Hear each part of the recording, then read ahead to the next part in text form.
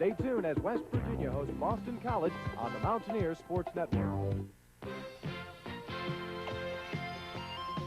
Today's game is brought to you by Budweiser, Beechwood Age, for that clean, crisp taste.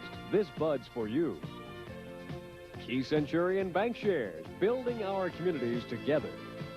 Walker Machinery, your Caterpillar dealer. Your Mountaineer Chrysler Plymouth dealers. The competition knows it's the team to beat. U.S. Air, with flights to over 100 cities in North America. At U.S. Air, we welcome all of our passengers, one at a time.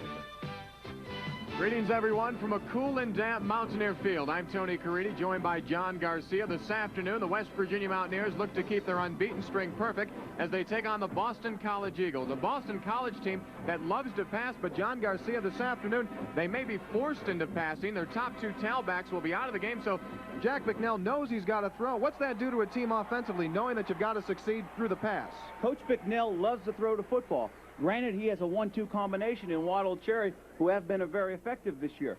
But in order to be successful in major college football, you have to have a balance between the run and pass. It should be interesting to see what happens this afternoon. Mike Sanders, the normal third-string tailback, will be getting the start here this afternoon. On the ground, West Virginia has had success all season long. Look for them to continue it on the ground this afternoon with A.B. Brown and Andre Johnson. The kickoff coming up, West Virginia against the Boston College Eagles.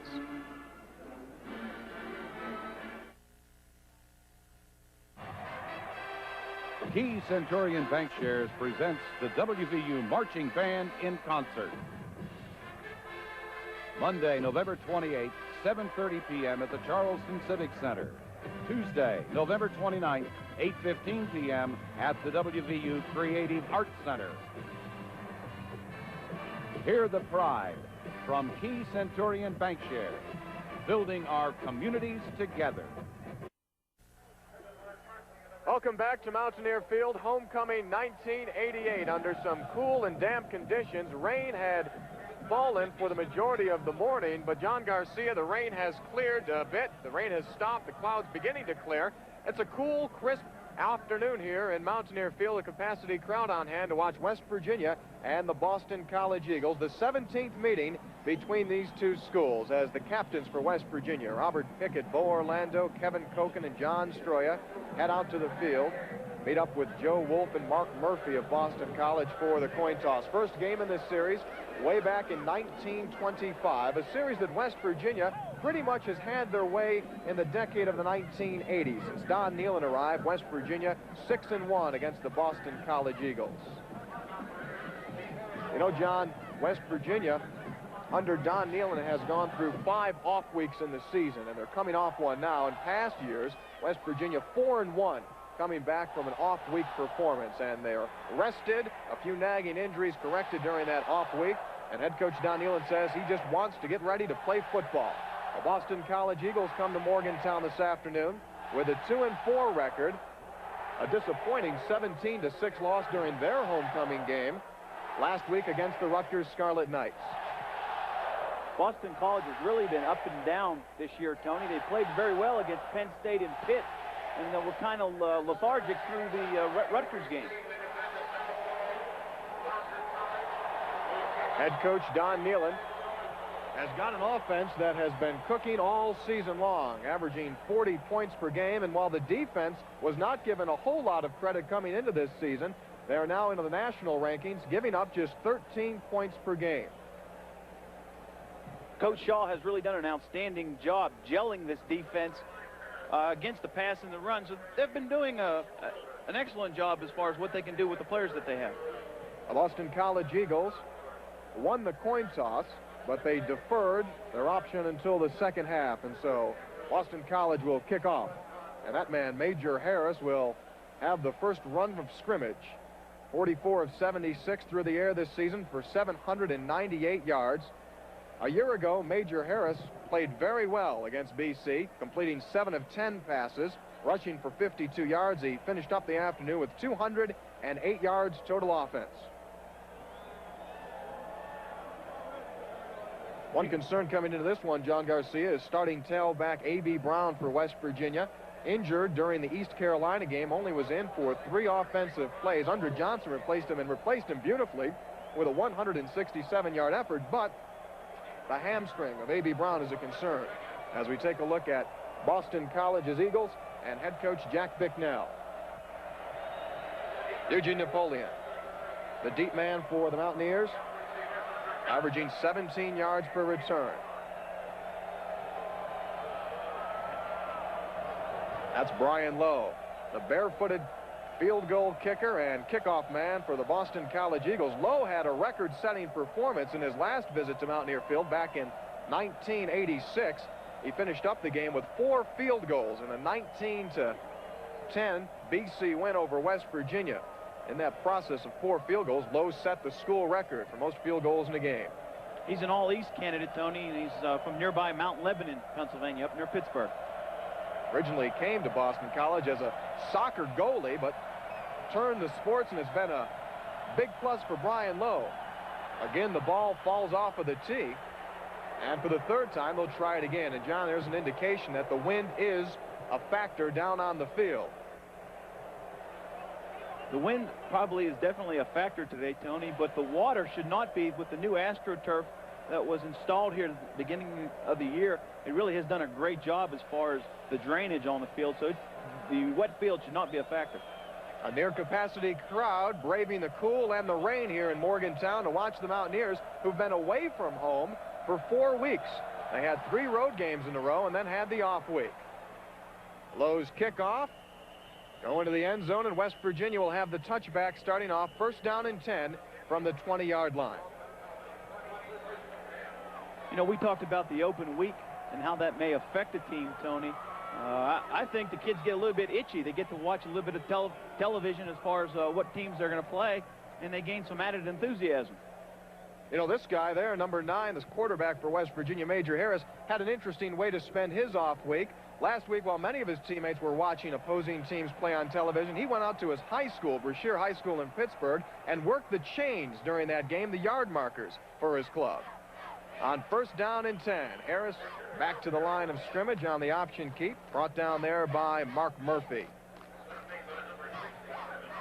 Mark Murphy, he's one of the captains of the Boston College defense. He's extremely quick and very strong. His brother writes for Sports Illustrated. Yeah, he does. His brother Austin Murphy. And brother Austin is one of 3 Murphy brothers to be captains. His brother Mark, a co-captain, had another brother a captain in college, and his brother Austin, a co-captain at Colgate in the rugby team. Pass is complete to the tight end Keith Wynn, a 1st down for West Virginia, as he's knocked out at the 34-yard line by right cornerback Brian Williams. So Keith Wynn, who missed the East Carolina game with a deep shoulder bruise, comes in to make his 5th catch of the season. This is one thing that we've noticed the last 2 weeks. West Virginia has been really featuring the tight end. Last week with Adrian Moss, this week with Keith Wynn.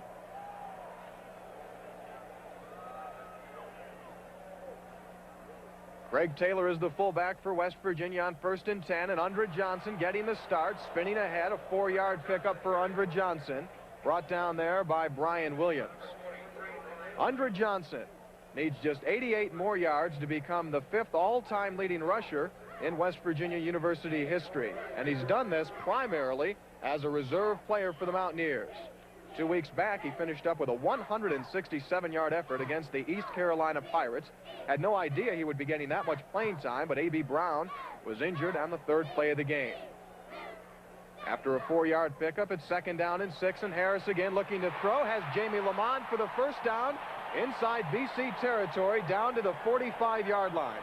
Steve Williams makes the stop on Jamie Lamont. 10th grab of the season for Lamont. The last couple games, Tony, West Virginia has been really featuring the sprint draw. There we saw the sprint draw action with a hook pattern to Jamie Lamont. So the Mountaineers inside Boston College territory, 13 minutes and 16 seconds to go here in the 1st quarter of play as Undred Johnson moves ahead. Picks up 3 yards, and he's brought down there by number 88, Ivan Caesar, and the strong safety, Rico Lobby. Undred Johnson, a senior from Fort Lauderdale, Florida, leads the Mountaineers in scoring with 7 touchdowns. A.B. Brown right behind with 6. So apparently, the injury to A.B. Brown, the bothersome hamstring, will keep him out of action here as Johnson gets the start. Second down and 7. Harris on the option keep. Knocked down right at the first down marker. Steve Williams, the left cornerback, coming over to make the stop. Boston College has had a problem defending the option, and West Virginia has run the option 3 times here on their first possession. Last week against Rutgers, Boston College had a lot of problems defensively with plays running into the boundary. There we saw West Virginia feature a play into the boundary.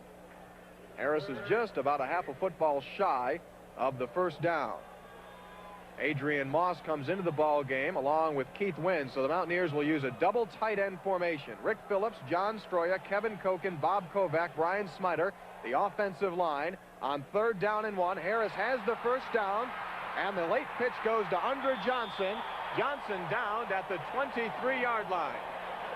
They worked it to perfection there. Brian Williams, the right cornerback, made the move towards Major Harris, and he got caught up there as Major makes the late toss to Undra. Again, West Virginia's #1 play, the base option, and Major's ability to improvise and get that extra yardage. So another first down for the Mountaineers as they spot the ball on the 22-yard line. Jamie Lamont and Grannis Bell are the receivers, split out wide. And on first down, Andre Johnson to the 15-yard line. Eddie Duran, the free safety, came over to trip up Andre Johnson. But the Mountaineers having their way here on their first possession of the ball game. It looks, John, that the off week had no ill effect at all so far.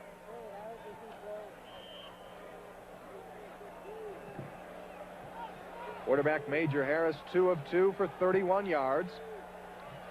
On 2nd down and 4, that's Phillips in motion. Craig Taylor has the hole and the touchdown.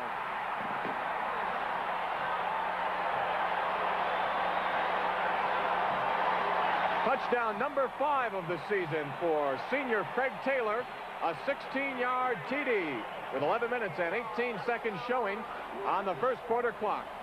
The big guy Craig Taylor on the cutback, seeing the seam. His longest run so far this year has been 25 yards. He's a big guy, 6 foot, 215 pounds, and scooted it into the end zone.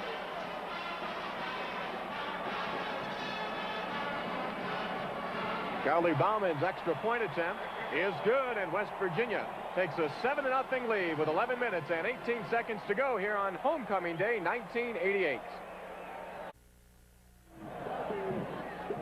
John Garcia, take a look at the trap block here from the right tackle. Brian Smiter congesting up that middle, opening up the hole for Craig Taylor. A great job by Brian. It's a 275-pound guy coming on and sealing off the inside. So the Mountaineers march 80 yards on their first possession to take a 7-0 lead over the Boston College Eagles. Brad Carroll, number 19, comes onto the field for West Virginia. He'll be handling the kickoff this afternoon. Charlie Bauman handling the field goal kicking. Here's a look at West Virginia's Craig Taylor. If you take a look, you see the WV logo on the back of that head with a razor cut, and he's got a number 20 on the side. I wonder who his barber is. Boy, I tell you what, a creative one. Craig Taylor, who says that he does not like to be known as a runner. He'd like to be known as a blocker so that he can surprise opposing defenses. And he surprised the BC Eagles there with a 16-yard touchdown run. You know, we talked about the open date and West Virginia's success. They're a total of 4-1 after the open date. Amazingly enough, they only lost to Boston College back in 1986. Andre Green and Tracy Giles are back deep to return the kickoff from Carroll. And it's Giles from the 15-yard line. Met there by Teddy Kester and brought down at the 30. Ted Kester, number 53, makes the stop for the Mountaineers. And the Boston College Eagles will have it 1st and 10 from the 30-yard line. West Virginia scoring drive, 80 yards on 9 plays, using up 3 minutes and 42 seconds. Mike Power will quarterback the Boston College Eagles this afternoon. Sprained his ankle against Rutgers a week ago. Spent some time this past week on crutches trying to immobilize the joint, and he's a question mark coming into this one this afternoon. Marcus Cherry and Tom Waddle splitting out to the far left on 1st down and 10. And the Eagles starting off the game in the air. Ball batted down beautifully there by Chris Parker, senior out of Whitehall, Pennsylvania. Face to face with Power. That'll bring up 2nd down and 10.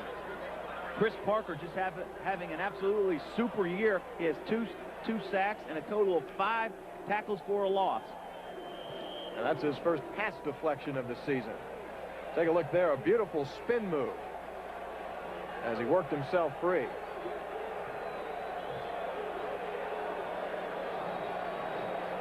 Second down and 10. The ball carrier is the fullback, Duke St. Pierre. Brings it up for a 6-yard gain, and that'll bring up 3rd down and 4. The Boston College offensive line, senior dominated. Left tackle Jim Quitchoff, a senior out of Amherst, New York. Left guard Joe Wolf, their best prospect, and reportedly a first-round draft pick this coming year out of Allentown, Pennsylvania. The center, Brian Schonell, is a senior as well. The right tackle, Doug Weidell's a senior. The only underclassman is the right guard. And Power on 3rd down and 3 falls untouched. And the Eagles will be forced to punt. You know, we said, Tony, that footing is probably not a factor, and there it was for Boston College. Danny Nealon, the equipment manager, has numerous types of spikes that our players do use.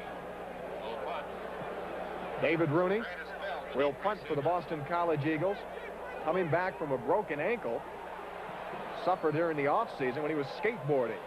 Grannis Bell from the 38-yard line loses the football, and the Eagles have recovered.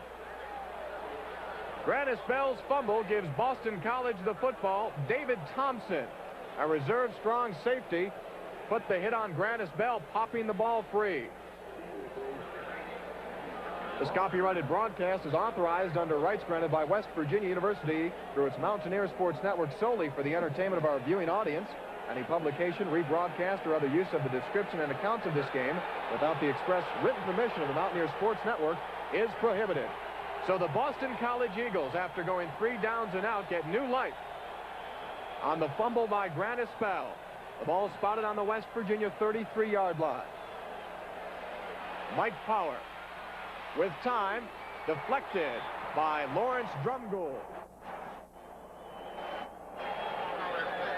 Bo Orlando, West Virginia's regular strong safety, is injured, receiving treatment over on the sideline, and Lawrence Drumgoole filling in made the deflection there. A look at Bo Orlando, who's having the left ankle looked at.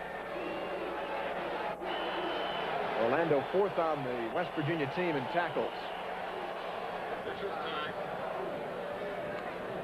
Tony McNeil really likes to throw that ball on 1st down, so it wasn't really surprising they did come out and throw the ball there.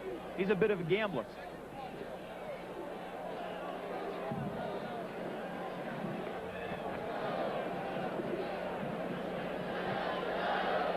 Officials going over the play clock, and a fresh 25 seconds goes on the play clock.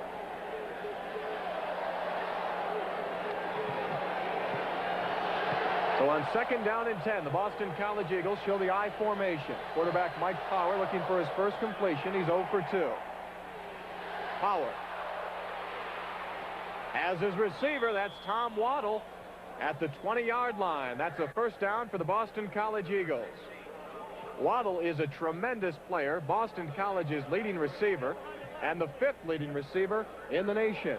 Comes into the ball game with 42 catches, and here's a look at number 43. A play-action pass, Tony. Waddle, a possession-type receiver, doesn't have the great speed, but has the great hands and runs absolutely perfect routes. 1st down and 10 from the 19-yard line. West Virginia with a 7-0 lead, and the tailback is Mike Sanders, junior out of King, North Carolina, getting his first call. Jim Gray, number 98, making the stop for West Virginia. Sanders, a week ago, was the number 3 tailback for Boston College, but injuries to Jim Bell and to Tim Frazier have made him the starter here today, and it looks as though he's got a contact lens problem. The West Virginia coaching staff is very impressed with Sanders. He has a 5.5-yard average, and he has good quickness and extremely strong. 9 minutes and 14 seconds remain here in the first quarter of play. West Virginia on a touchdown run by Craig Taylor leads it 7-0. Mike Sanders will go out of the ball game. This will be a good challenge for the West Virginia defense with this sudden change on the fumble.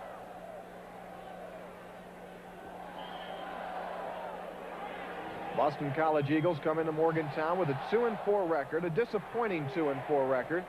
Suffered a loss last weekend to the Rutgers Scarlet Knights by a final of 17-6, and suffered a very disappointing 23-20 loss to Penn State in-state college on a late turnover that gave the Nittany Lions a field goal for the victory. Timeout has been called. 9:02 to go. West Virginia leads it 7-0. Fans, don't forget the Mountaineer Sports Night comes your way next Friday evening on MSN Television. Host Woody O'Hara will be talking with head coach Don Nealon, taking a look at today's highlights and previewing the West Virginia-Penn State game. Mountaineer Sports Night loaded with features and information giving Mountaineer fans a behind-the-scenes look. Consult your local listings for the time in your area. Well, the Boston College Eagles at the West Virginia 15-yard line on a 2nd down and 6. And the ball carrier is the fullback Ed Toner, ahead for a couple. That'll bring up 3rd down and about 4. Jim Gray, number 98, made the stop there on Toner. Toner with a football background. His dad played for the Boston Patriots, and his uncle played for the Packers.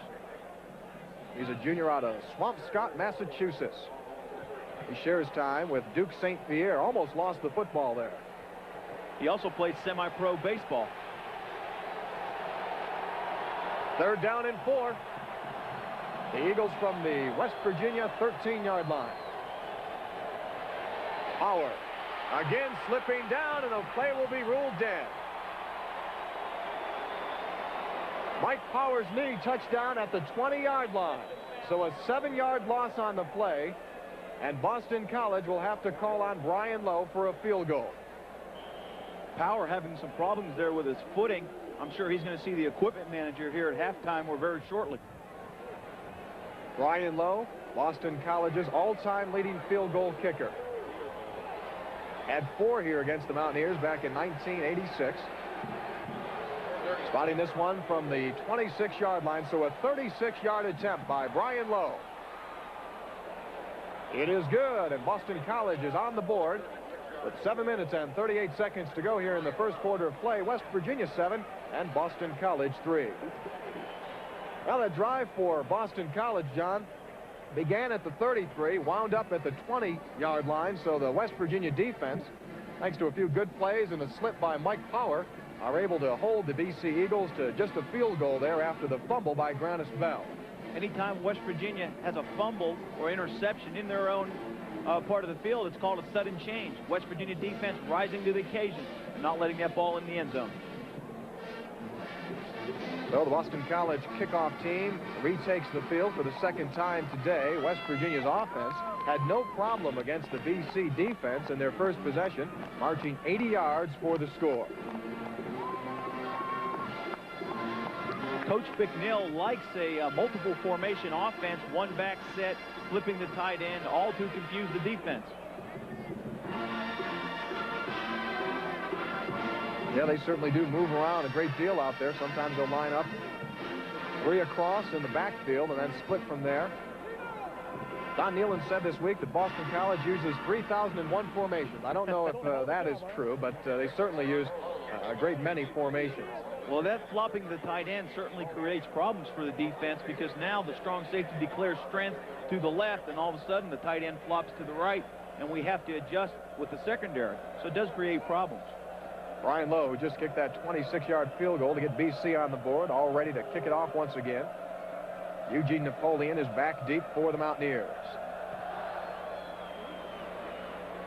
A nice boot by Lowe, and it will not be returned. So Lowe's 2nd kick in a row that will go for a touchback, and West Virginia will start off 1st down and 10 from the 20-yard line with 7 minutes and 38 seconds to go here in the first quarter of play.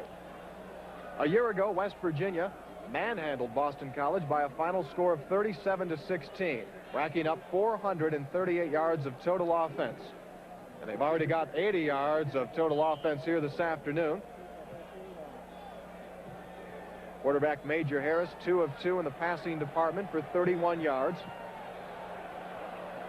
Major has rushed the ball twice for 6 yards. Option freeze on 1st and 10. Wide open was Calvin Phillips. A good 5 yards wide open. Ed Duran, the free safety, was defending on the play, but Phillips had a big cushion there and apparently looked to run with the ball before he had it, John. This has been a great play for West Virginia all season because it freezes that strong safety and that free safety into pass coverage. There we just dropped the football. Well, Major Harris's first incompletion of the ball game. Kelvin Phillips, West Virginia's second leading receiver. Reggie Rembert has the team lead in receptions.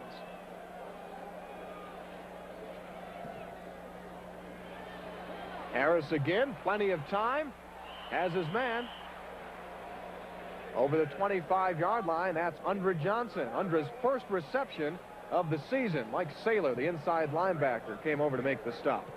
There's an indication that West Virginia has not been going to the backs much this season, John. A.B. Brown comes into this football game with 2 catches, and that's Undra Johnson's first. So they've been going primarily when they do throw to the tight ends and to the wideouts. An 8-yard pickup, and it is 3rd down and 2. The option, and Undra Johnson has the first down for West Virginia.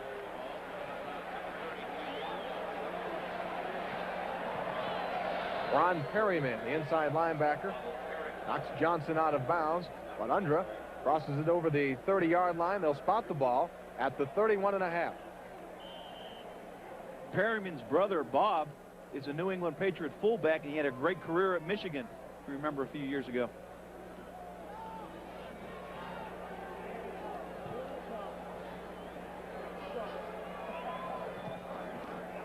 On 1st down and 10, West Virginia shows the option, this time to the right.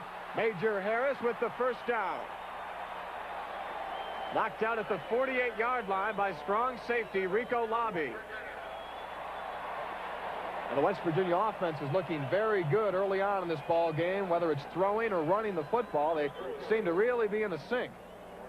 Again, the whirly-bird option, freezing those middle linebackers with the pivot step by Major Harris, and Major just using his athletic ability. Boston College has suffered defensively all year. Really, their strong point of their defense is their secondary with Duran and Williams. Major Harris now with 21 yards on the ground and 3 carries. That was the 6th West Virginia first down on that play.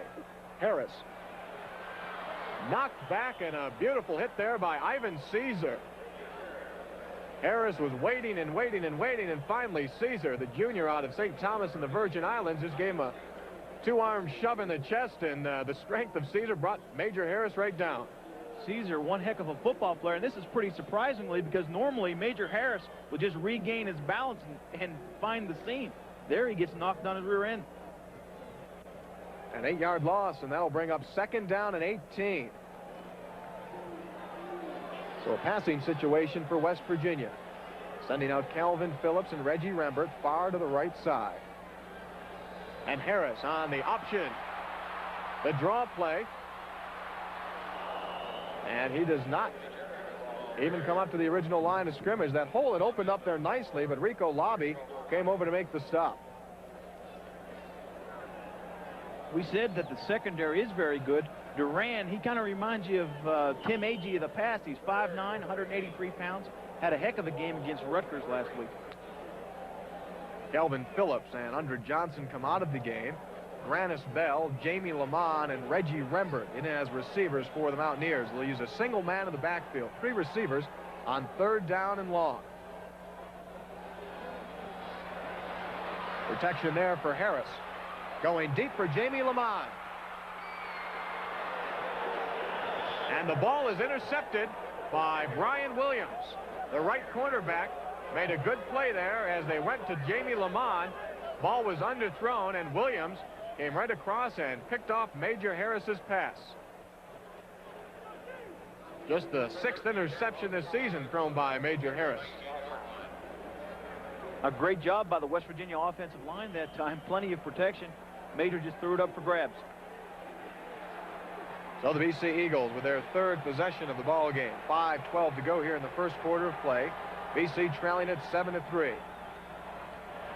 Powers handoff to Mike Sanders, and gains a yard at best. Scott Summons coming over to make the stop.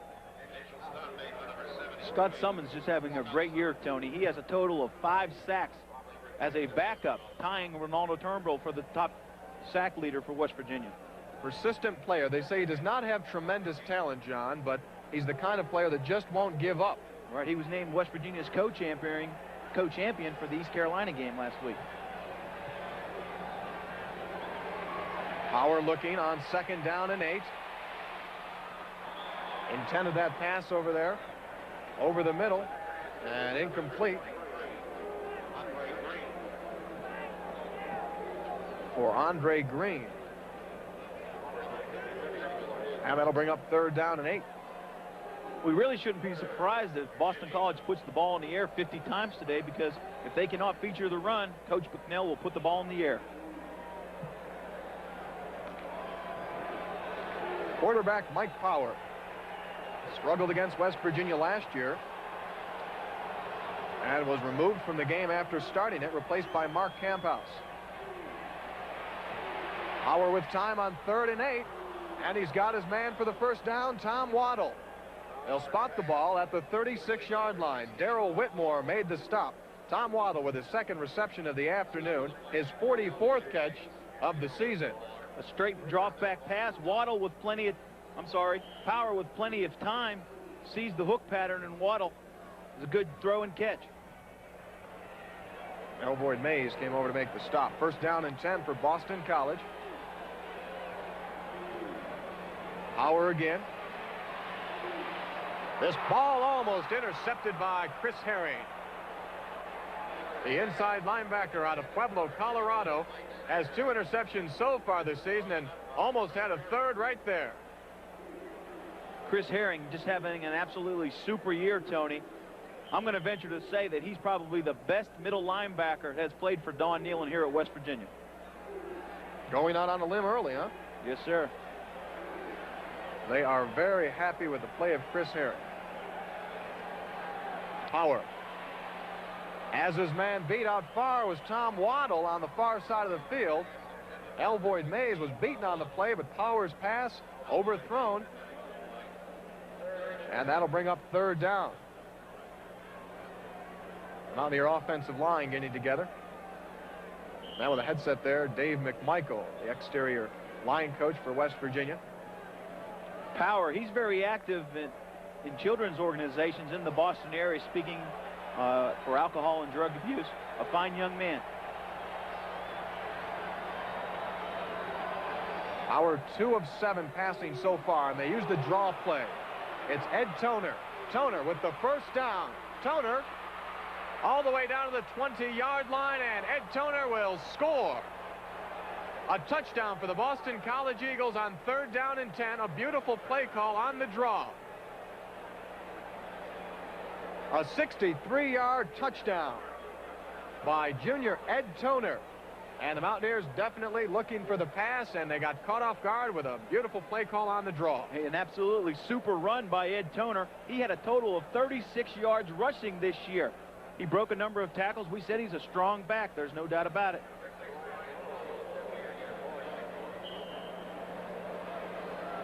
If you remember a few weeks ago, Tony, West Virginia slipped the draw in on Pitt.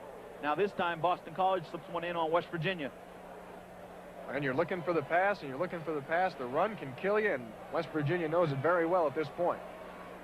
There's a fake on the extra point attempt, and the ball is intercepted. Now this can be returned for a touchdown. This is Darrell Whitmore. Whitmore brings it up ahead to the 40-yard line. The new rule in effect this season, that if an extra point is attempted and blocked, that it can be returned or a pass is intercepted. So Darrell Whitmore intercepts the ball on the conversion attempt. Hey, give credit to Coach Bicknell. He's pulling out all stops. He's coming here to win, no matter what his record is. Boston College leads it by 2 with 3:51 to go here in the 1st quarter of play. Here's a look at Darrell Whitmore, who intercepted that pass into the end zone on Boston College's conversion attempt. Whitmore already has 2 interceptions this season. And if he would have went back and brought it back all the way, John, that would have counted for 2. One of the new rule changes for the 1988 season. Kind of made things interesting. The crowd really got to its feet. Crowd knew the rule. They were up on their feet. That's right. So West Virginia finds themselves in a rare situation. That is trailing at home this season. Down by 2 points with 3 minutes and 51 seconds to go here in the first quarter of play. You know, West Virginia has really had an outstanding record at home. They're a total of 38, 13, and 1 since Don Nealon's been here. And so far this season, they are 3-0 at home. That streak started back in 1980 against Cincinnati in the opening day of the new stadium. A bit of trivia, Tony. Who has the game ball of the opening game of Cincinnati? I don't know who has it. Jeffrey Garcia is sitting home on my son's dresser. Oh, is that right? Yes, sir.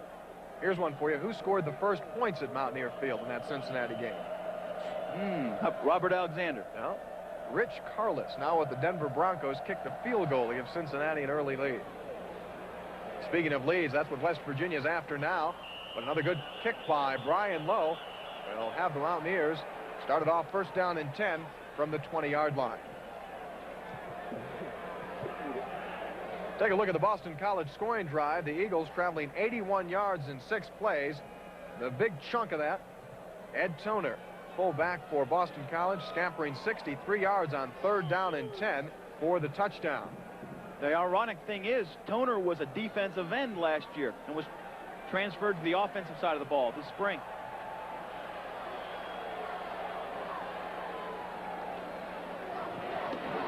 Andre Johnson pushes ahead for a 4-yard pickup. Rico Lobby making the stop along with Ivan Caesar.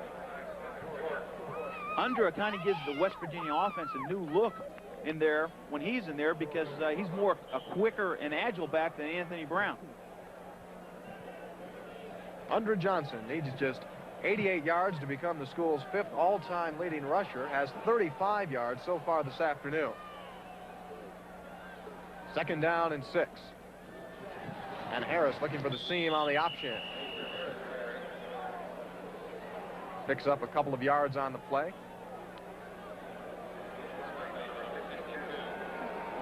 Jim Beestick made the stop there on Major Harris.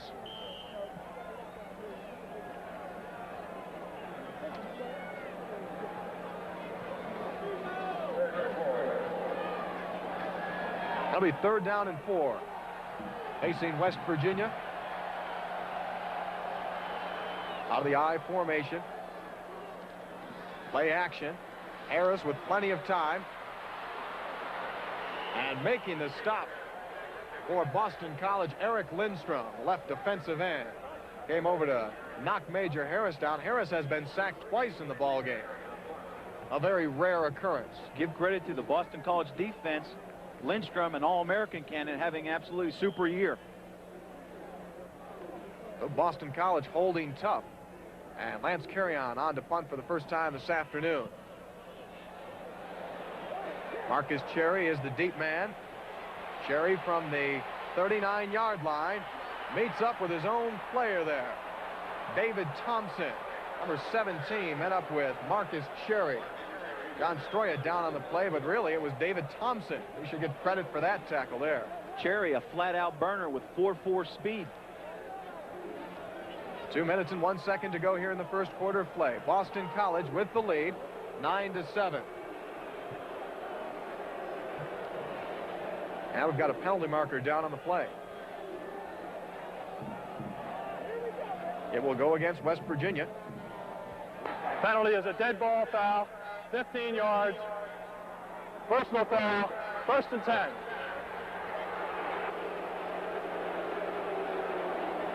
So an unsportsmanlike call gives West Virginia 15 yards. Again, Boston College with excellent field position. You can really open up your offense when you work on this end of the field. Marcus Cherry wide to the right on 1st down and 10. Tom Waddle up top to the left. They'll keep it on the ground. This is Mike Sanders. Sanders across the 30-yard line. As a 1st down for Boston College. Robert Pickett made the stop. The West Virginia coaching staff has been concerned about Sanders all week. He's a darn good back, even though he's a 3rd-teamer. High school All-American out of Calvert High School in Baltimore. His biggest afternoon as a BC Eagle came last season against Rutgers, where he finished up with 112 yards on 22 carries. And again, the call goes to Mike Sanders. Brought down as he crosses over the 25-yard line. Making the stop, Scott Summits, number 73 for West Virginia. Boston College #1 running play is the sprint draw, and the second running play is the sweep. So we should see that quite a bit today. Theron Ellis, the injured Mountaineer, on the play, being helped off the field.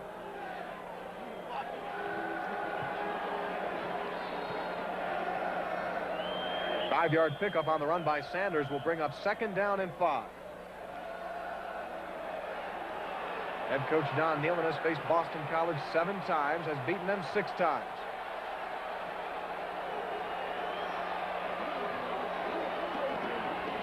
The fullback is Duke St. Pierre. Bobbled up and brought down at the 20-yard line. That'll bring up 3rd down and short. Willie Edwards coming over from his right cornerback position to make the stop. Again, Boston College flops the tight end, and if you watch the West Virginia secondary, everyone adjusts and moves over there a little bit. 3rd down and 1, facing BC. Actually, 3rd down and about a half a yard. St. Pierre and Mike Sanders in the I formation for BC. And it's Sanders. And he looks to have the 1st down. So the personal foul penalty costing West Virginia 15 yards, John, really puts Boston College in the driver's seat. Now they put together 2 first downs, and they're marching in on the Mountaineers. As the ball spotted down at the 18-yard line, and close enough for a measurement. 24 seconds remain here in the 1st quarter. The Boston College interior line of those 2 guards and centers are very strong, and one is a legitimate pro prospect. Yeah, that's Joe Wolf, who's coming back from season-ending knee surgery a year ago. BC has the 1st down.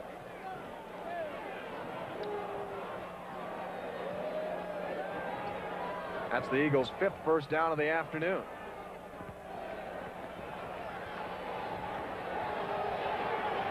Power has been really hot and cold today, Tony. Excuse me. Yeah, he has. He's made some big receptions, some big pass completions, but he's 2 of 7 statistically. Mike Sanders looking for the room out to the left. And he's brought down there nicely by Bo Orlando. Senior out of Berwick, Pennsylvania. Makes the stop on Mike Sanders. A native of King, North Carolina, but attended Calvert High School in Baltimore. And time has expired here in the 1st quarter of play. Boston College with the lead through the first 15 minutes of action. A big run by Ed Toner, and it's BC 9, West Virginia 7.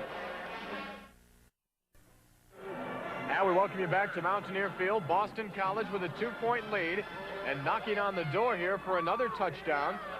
We'll start off the 2nd quarter of play with the Eagles having tremendous field position on the West Virginia 16-yard line. It'll be 2nd down and 8. Mike Power, 2 of 7 passing in the 1st quarter of action. This will be another good challenge for the West Virginia defense. Our backs against the wall.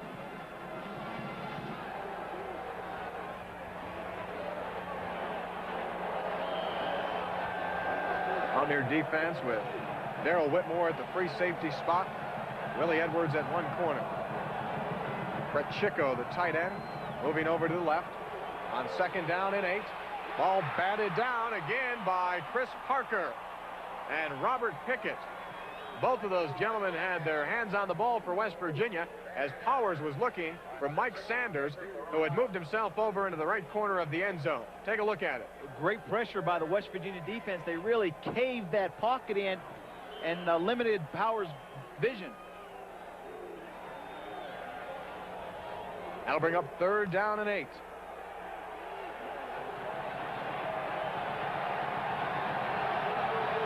That's Shimura, the tight end, moving over. Power again looking for the right side of that end zone. And Darrell Whitmore there to tip the ball away from the outstretched arms of Mark Shimura.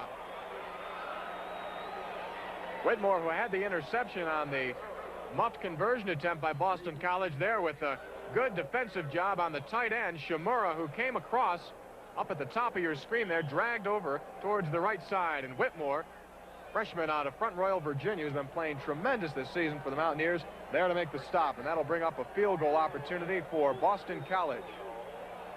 West Virginia in a man coverage at that time. Coach Shaw is not afraid to play man coverage anywhere on the field. A 33-yard attempt by Brian Lowe. And the ball is blocked. The attempt by Lowe is deflected, and West Virginia holds off the Boston College Eagles. We'll get another look at this field goal here in just a second, but Ronaldo Turnbull, 6'5" junior out of the Virgin Islands, has got a tremendous vertical leap, and chances are Turnbull got a hand on that one in the middle of the line of play. Ronaldo has a 34-inch vertical jump. That's better than some basketball players in the NBA. Really is. So the Mountaineers starting off first down and 10 from the 20-yard line. And Andre Johnson is the ball carrier. Picks up 6, and that'll bring up second down and 4. Brian Williams, the right cornerback, and Ed Duran, the free safety, bringing down Andre Johnson. Andre coming off a 167-yard effort against East Carolina 2 weeks ago. That's not his all-time high as a Mountaineer. If you'll remember back to the 1985 season, he rushed for 206 yards against the Temple Owls. Johnson again the ball carrier, and he's got the first down for the Mountaineers. June Anderson, number 37, the inside linebacker, made the stop. Andre now with 47 yards on the ground on 8 carries. Andre would like to be a probation officer. He's interested in the FBI as a criminal justice major. First down and 10 for the Mountaineers.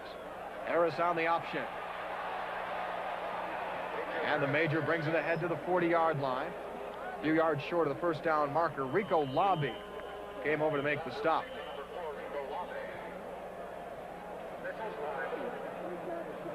Time called on the field as Craig Taylor there, number 20, shaken up on the play, and he'll be replaced by Aaron Evans.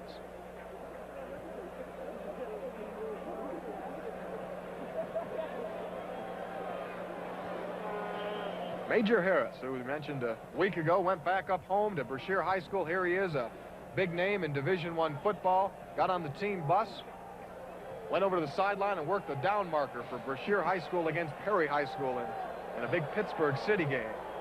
It's a wonder he didn't carry the water bucket at halftime. Second down and 2. Aaron Evans on the carry, and he'll be close to that first down marker. And they've got it. Aaron Evans, sophomore from Richmond, Virginia. And he's the heir apparent at fullback for West Virginia.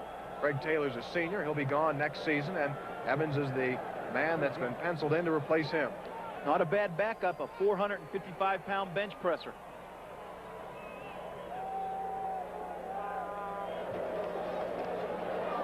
West Virginia again showing the option look, and Major Harris stood up and put down at the 45-yard line. Ron Perryman made the stop there on Major Harris.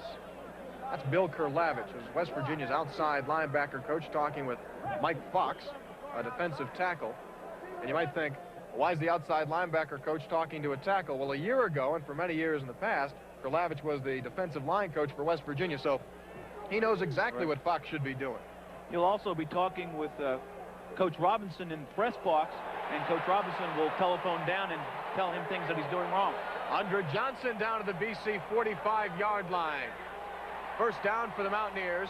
Rico Lobby and Ed Duran made the stop. Ninth first down, the ninth first down for West Virginia this afternoon, and some beautiful blocking in the interior of the offensive line for the Mountaineers.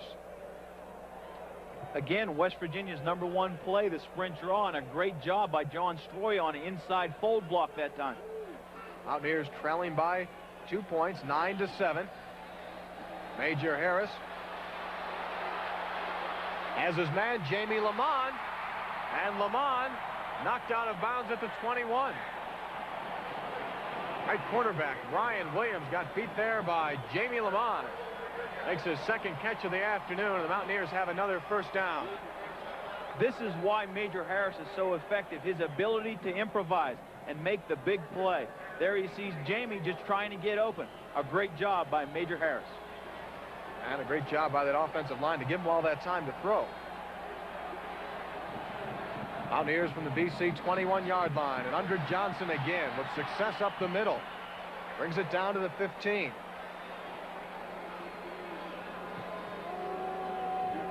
That's Undra's 10th carry of the afternoon. He's got 63 yards, so he's running the ball at a 6-yard average per carry here this afternoon. You know, we talked about that week off, Tony. This is where it becomes very effective.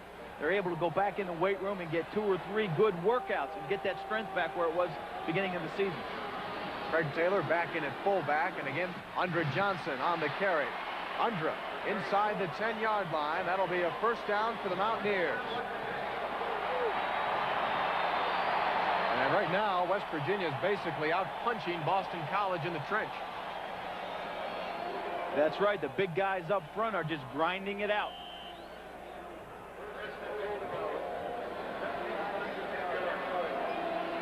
Mountaineers down by 2 points. Look to take the lead here. 11 minutes and 13 seconds and counting in first half. Craig Taylor gets ahead for a couple. Ron Perryman, the inside linebacker, over to make the stop on Craig Taylor. Taylor has not lost a yard on a rushing play in over a season and a half. In fact, you'd have to go all the way back to his sophomore year to the last time he was stopped for a loss on a play. And he's averaging 5 yards a carry. That was even helped out a little more earlier on with a 16-yard touchdown run. Undra Johnson closes in on the 5-yard line. Ivan Caesar coming over to make the stop.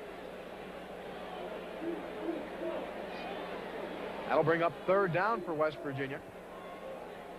Third down and goal. This is where things really tighten up for a defense and an offense, because there's not a lot of room to work with for an offense. You only have about 16 yards there, and it's hard. You really limit your offense. West Virginia will use a double tight end formation.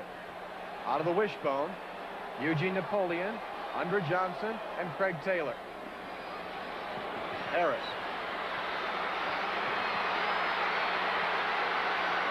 Wide open. Undra Johnson has it for the touchdown. Absolutely beautiful. Major Harris. Vintage Major Harris.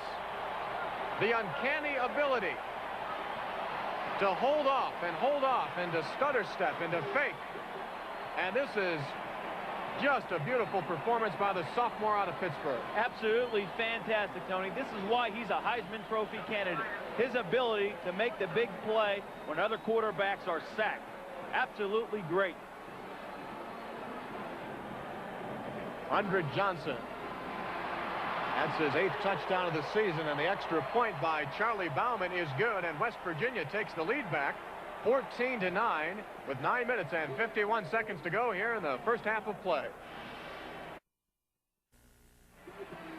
Well, John, another look at a beautiful play by Major Harris. This is just absolutely tremendous, Tony. I mean, this guy, everything is blocked off there to left-hand side. He just uses his athletic ability and his ability to see that open receiver. Now, this is a guy who's running down the end zone. Just super. Well, Major was knocked down on his backside twice in this ball game. That was a rare occurrence, but for the times that he gets knocked down trying to do a little something extra in the backfield, it oftentimes comes back and makes a beautiful play. And not only a great athlete, Tony, but a fine young man. I mean, this guy spends time in Children's Hospital and works with groups here in Morgantown. Just a super young man. Brad Carroll comes on to kick the ball off for West Virginia. Andre Green and Tracy Giles are back deep. Mountaineers with a 5-point lead. 9 minutes and 50 seconds to go here in the first half of play. Andre Green on the return. The ball is loose. And it looks as though, well, it's still down there. Charlie Fedorko was after it, but it popped loose after that. That thing was bouncing around there like a piece of popcorn in a popper, I'll tell you. Waiting for the signal. And it's going to go to Boston College. West Virginia fans not too happy with that call. Timmy Newsom, walk-on player from Mount Hope, West Virginia, was on the bottom of that pile. That's where it gets down and dirty, Tony. I mean, you're on the bottom of that pile. People are biting you and poking your eyes out. And that's a lot of fun. Well, the one that got away as far as West Virginia is concerned. Fans on their feet, though. They're inspired just by the effort. First down and 10, and Mike Sanders spinning ahead to the 35-yard line. Robert Pickett and Chris Herring over to make the stop. That'll be a first down for Boston College. A 10-yard pickup there by Sanders, who's running well. These last couple plays, Tony, you could really feel the excitement in this stadium. Things really picked up. Got the fans off their seats a little bit. Get that circulation back.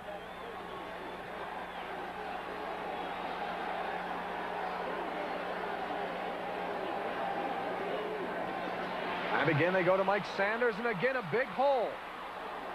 The junior from King Point, North Carolina, running very well. Another first down. Knocked out by Lawrence Drumgoole and Chris Herring.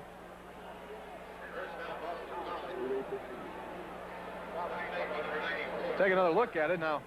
You came in and you said Boston College is going to have problems running the ball with their third-string tailback, but this guy has been doing a good job, and you've got to give credit to that offensive line. Guys like Mark Ankin, Brian Schonell, and Joe Wolf. Traditionally, Boston College has always had big offensive linemen. And the Eagles will keep it on the ground as Ed Toner, junior fullback, pushes ahead for a 2-yard gain. Chris Parker and Jim Gray over to make the stop. Toner had that 63-yard touchdown on the draw play back in the first quarter to give Boston College the lead. You know, we talk about Boston College football, Tony. They have a heck of a tradition up there. I mean, there's some good football players who are in the NFL from Boston College. Steve Diossi, Brian Brennan, Doug Flutie, Fred Smerlis, the list goes on and on. John Boza playing for the Miami Dolphins. A couple yards on that play. It's 2nd down and 8. And Power looking for Marcus Cherry, and he's got the pass down to the 21-yard line. Elvoyd Mays, the left cornerback, beat on the coverage as Marcus Cherry hauls it in at the 21. Nobody has moved the ball as well as Boston College has against West Virginia all year. Give credit to Coach Bicknell. When he plays West Virginia, he gets fired up. 23-yard pickup on that completion to Cherry. And the two biggest threats passing-wise, Cherry and Waddle, sit this play out. As Sanders looks for running room, and he's knocked back at the 20-yard line. Steve Grant, a freshman linebacker out of Miami, Florida, making the stop on Mike Sanders.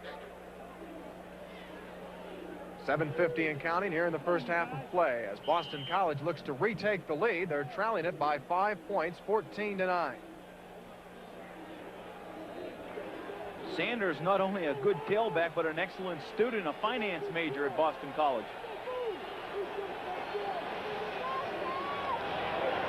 Powers on a timing pattern, 2nd down and 8, and Tom Waddle cannot catch up with it. Waddle doesn't have that great speed to run under that ball. He's the possession type guy, where Cherry just has the flat-out 4.4 speed. Preston Waters is on the coverage there. He was open enough. While he doesn't have great speed, he was open enough on that play to make the catch. He needed the perfect pass, though. That's absolutely and right. It was just a little bit too far. That'll bring up 3rd down and 8. Brett Chico in at the tight end for Boston College. That's him in motion. And the toss to Sanders. Tripped up, and he'll be short of the first down. Zippy Shear, reserve free safety for the Mountaineers, tripping up. Mike Sanders. And that'll bring on Brian Lowe. Zippy, a Morgantown native here at West Virginia. Brian Lowe, who was 1 of 2 in the field goal department this afternoon, comes on for his 3rd attempt. It'll be a 32-yard shot for Brian Lowe. At his last attempt blocked. His foot has to be cold out there today, Tony. From 32 yards away, Brian Lowe is good. And Boston College comes to within 2 points of the lead at 14-12 with 6 minutes and 39 seconds to go here in the first half of play. So the beat.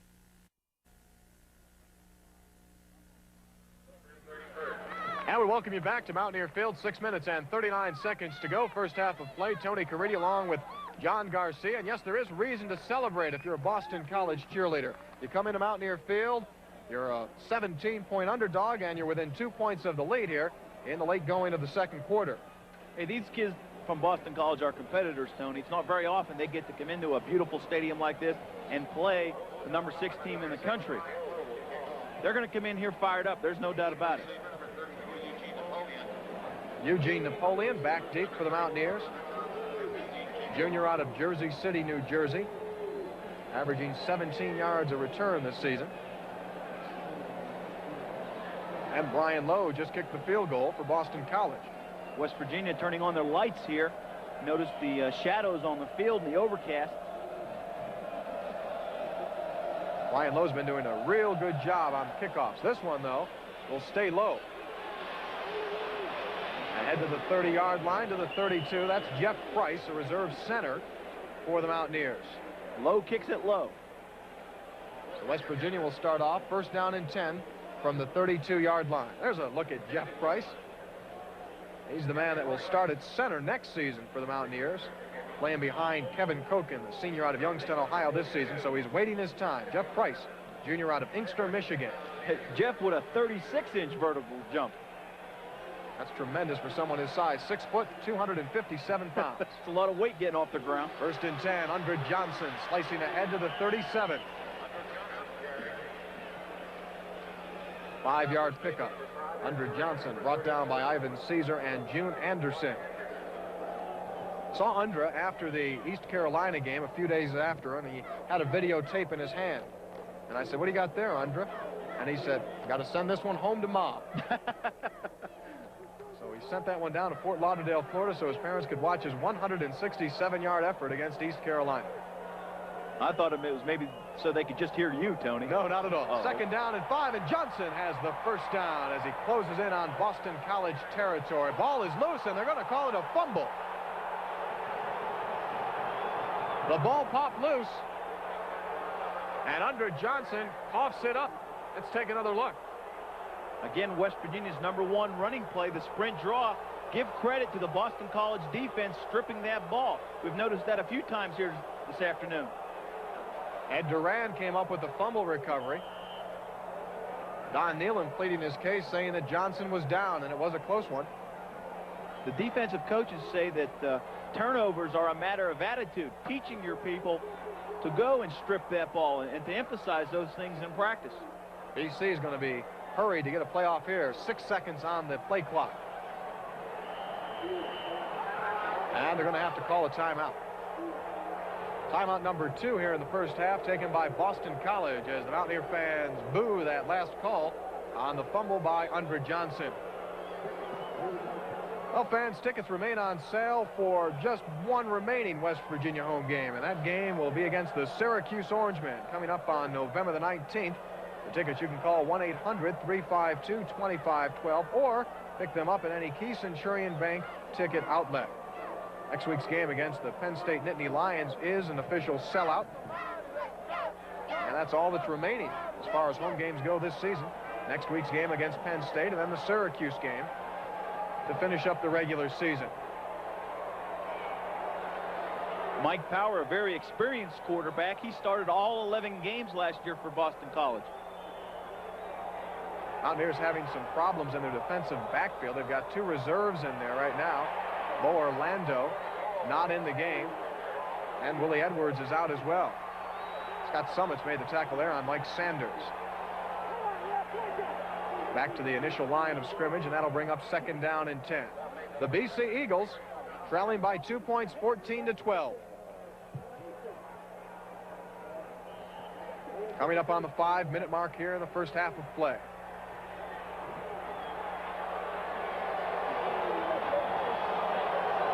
That's Marcus Cherry in motion. And the fullback, Ed Toner, may have picked up a yard, but that's all. Mike Fox, the defensive tackle, came under and made the stop. There's a look at Toner, who scored that touchdown on a 63-yard draw play back in the first quarter. Mountaineers making 3 substitutions on an obvious passing situation. Pat Marlette is in there along with Basil Proctor and David Lockwood. Pressure is on. Turnbull made the hit there on power, and the ball is blown dead at the 50-yard line. Great job by the West Virginia defense with that pressure. Number 87 for West Virginia, Ronaldo Turnbull. The designated pass rusher came into the game with 5 quarterback sacks, 5 pass deflections, and that's why just a tremendous athlete. That's one thing that Coach Shaw has brought to the West Virginia defense. He is not afraid to go after people, and he's brought that attitude with him. David Rooney on to punt. Left-footed kicker. And he may have something here. Yes, he will. A good job by David Rooney. And they'll rule the ball dead back up near the 10-yard line. 3 minutes and 58 seconds to go. First half of play. And we'll return. Boston College trailing the Mountaineers by a deuce. How many yards? And we'll welcome you back to Mountaineer Field. A correction on that last punt. The ball was never downed, although it was touched 12 yards in front of the goal line. It bounded into the end zone, and so West Virginia will start off with a touchback. First down and 10 from the 20-yard line. Andre Johnson working off the right side. Johnson ahead to the 25, a 5-yard pickup. Mike Saylor, the inside linebacker, making the stop on senior tailback Andre Johnson. Mike Saylor, a very experienced linebacker at Boston College. He has a brother, Scott, who plays for Maryland. So very athletic family. Second Saylor this season to face West Virginia. Can you say that faster? Not too much faster. Craig Taylor is the ball carrier. Picks up 1, maybe 2. You know, we talked about Coach Shaw, Tony, and his ability, what he's done with the West Virginia defense. From my discussions with the coaches, it's not a matter of his X and O's or his knowledge of his X and O's. It's his ability to get that group together as a team and get them pointed in one direction. And he really needs to be congratulated for that. He's done an absolutely great job. Don Dillon says he has brought a positive attitude to the West Virginia defense. Third down and 3. Harris to Reggie Rembert. And the junior college transfer from Independence Community College in Kansas has his first catch of the afternoon. Mike Saylor and Steve Williams coming over to make the stop. First down for the Mountaineers. West Virginia working against the clock here. 3 minutes and 16 seconds to go in the first half. Eugene Napoleon checks into the West Virginia lineup. Andre Johnson getting a breather.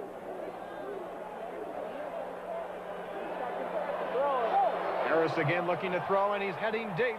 Grannis Bell has the catch. Touchdown, West Virginia.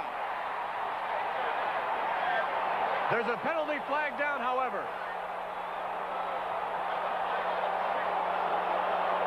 A 61-yard touchdown pass may or may not count. A flag thrown back at the 36-yard line.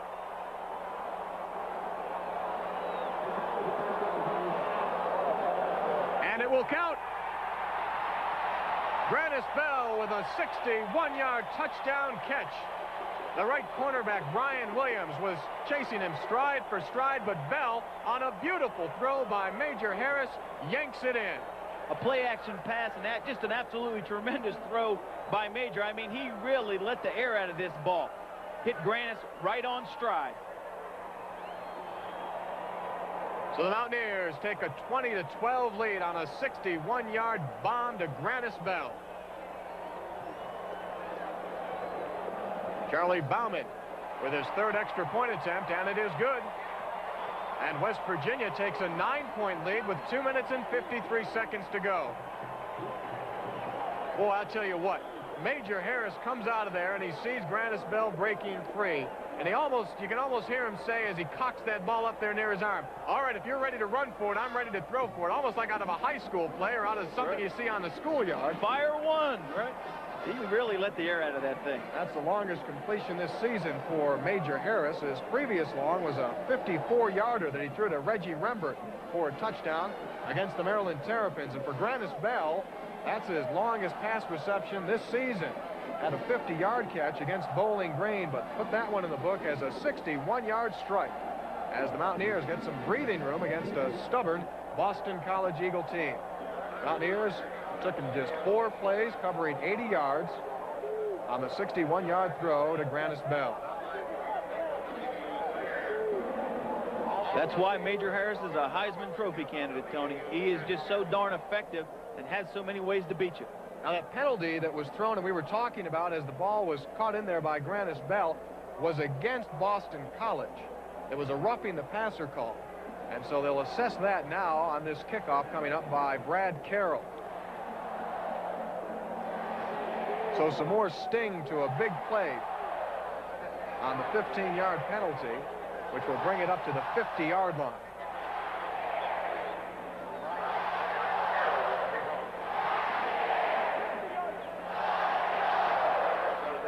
Mountaineer marching band ready to put on their halftime performance.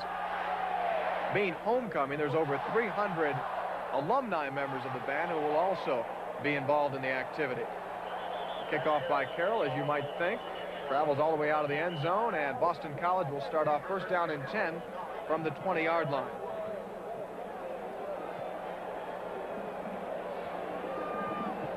Boston College Eagles have racked up 174 yards total offense in 28 plays.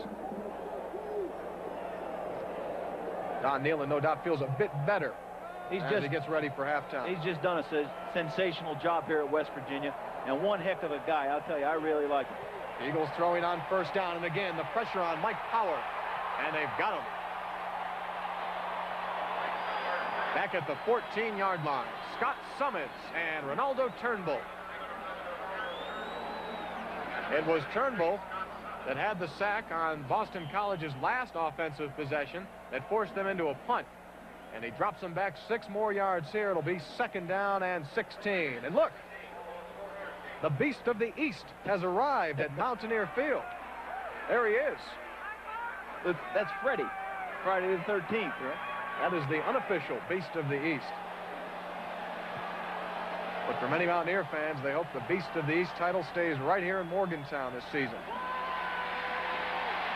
Again, Mike Power in trouble. Lawrence Drumgoole over to make the stop. Tom Waddle makes the catch. But they'll be 2 yards shy of the initial line of scrimmage. 1 minute and 50 seconds. Showing on the second quarter clock as West Virginia calls a timeout. Oh, John, the Mountaineer pass rush now starting to become a factor. 3 straight plays going back to the last possession by BC that West Virginia has definitely affected the throw by Mike Power. Those defensive linemen really teeing up now. You know, you can really improve your pass rush by your stance and the little things that you do. Well, fans, if you've ever had a secret Mountaineer fantasy, maybe dressing up in that crazy getup, let us know about it. Go to a Key Centurion member bank location and pick up the information or call 1-800-352-2512. And you've got to do it very quickly here before Halloween. You can do something crazy like dressing up as the Beast of the East, or you can be a ball boy for a game or a ball girl or whatever you'd like to do. So the BC Eagles and quarterback Mike Power in a jam on third down and 12. Power has time, and the ball is ruled incomplete. Intended there for his tight end, Mark Shimura. And the Mountaineers have held off Boston College here, and they'll have the ball back with under 2 minutes to go. 1:45 showing on the clock. And the defense really got the crowd off their seats. There's no doubt about it. We've got some emotion in Mountaineer Field here. David Rooney is the punter. Bad snap. Rooney gets the ball off. Grandis Bell calls for a fair catch at the 44-yard line. So West Virginia will have 56 yards to travel in 1 minute and 38 seconds if they'd like to put some more points on the board here. The Mountaineers leading it 21-12. Grandis Bell, who had the 61-yard touchdown catch to give the Mountaineers a 21-12 lead. And for all the Mountaineer fans that have braved the cold, the cool, and the damp, for all of you watching on WVOI TV 12 in Clarksburg, this bud's for you. Cleveland Browns fan there. Did you see that, John? Bernie Kosar coming back this weekend. They'll have even more reason to cheer. He's a long way from home. Under Johnson bursting up the middle as he crosses into Boston College territory down to the BC 49. Ron Perryman and Rico Lobby making the stop. A no-huddle offense now for West Virginia as Reggie Rembert and Kelvin Phillips line out to the right. Grandis Bell to the left. Second down. Harris to Grandis Bell. A good catch down to the 38. What they'll do in a no-huddle situation, Tony, is call 2 or 3 plays, or Major will call him up there at the line of scrimmage like he is doing right now. Completion to Grandis Bell goes for a first down, and now they'll stop play so the chain gang can get themselves reorganized. Ball on the Boston College 38-yard line. Harris again has his man, Kelvin Phillips. Steve Williams, a left cornerback, made the hit on Kelvin Phillips as the ball just went off the fingertips of the senior from Boynton Beach, Florida. Major really laid it right in there for him on the seam pattern. Calvin just couldn't find the handle. Plenty of time for the Mountaineers. 1 minute and 5 seconds showing on the clock. Second down and 10. Again, the Mountaineers deploying double receivers to the right, and they'll keep it on the ground as Craig Taylor bulls himself free over the 35-yard line. And it'll be marked down at the 33. Craig Taylor, who scored a touchdown back in the first quarter for West Virginia, giving him 5 on the season. Brings it down the official spot on the 32. And that'll bring up a third down and 4. 58 seconds remain here in the first half.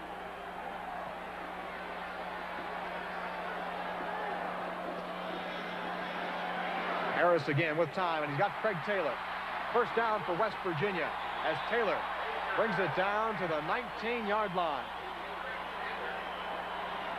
So the Mountaineers very effectively using up the final seconds here in the first half of play. It's a great job by Major Harris engineering this drive, and we still have 47 seconds left. Option, and it's Taylor. Inside the 15, he'll be ruled down at the 13-yard line. Earlier this season, as the clock continues to wind down, West Virginia marched over 80 yards in 41 seconds against the Maryland Terrapins to end the first half of play. And they'll call a timeout here with 32 seconds to go. One thing the coaches will tell Craig Taylor on that sweep, he should have got out of bounds and stopped that clock, so we wouldn't have to use that timeout. That's one thing he'll learn here in the film session tomorrow. Ball spotted down at the 13-yard line as Don Nealon gets together with quarterback Major Harris. Harris is having a tremendous afternoon. 9 of 12 for 168 yards through the air, and he's rushed the ball 9 times for 18 yards. Coach Nealon will discuss with his offensive coordinator, Mike Jacobs, what's the best play for this particular situation.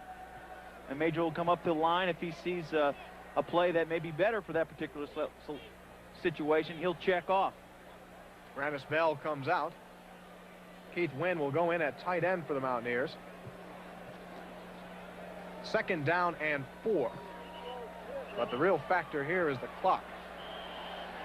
Under Johnson has become West Virginia's 5th all-time ground gainer here with a 93-yard effort so far. Here's Major Harris looking for some more. A big hit, but the pass is caught. Rico Lobby made the stop there on Reggie Rembert. Not making Calvin Phillips. A good hold by Calvin Phillips. Clock continues to wind down. Now down to 10 seconds. Mountaineers have to throw one away, and Major Harris does with 8 seconds showing on the clock. So the Major brings them down,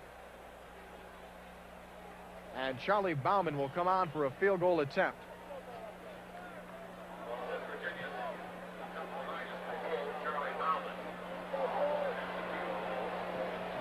There's Chuck Levinus, the holder and the third-string quarterback for the Mountaineers. They'll spot the ball on the 18-yard line, so a 28-yard attempt for Charlie Bauman. Bauman 10 of 12 in field goals this season.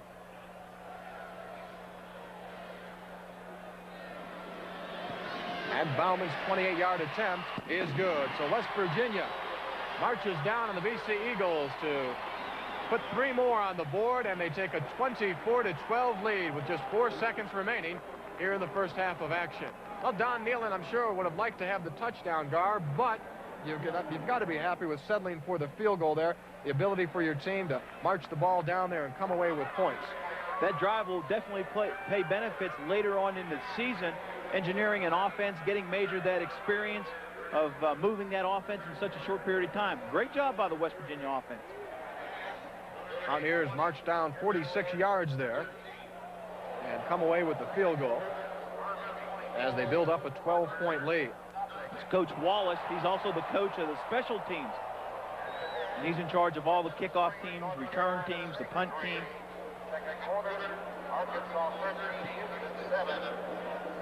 Capacity crowd on hand here at Mountaineer Field. A bit cool and a bit damp. Rain for most of the morning.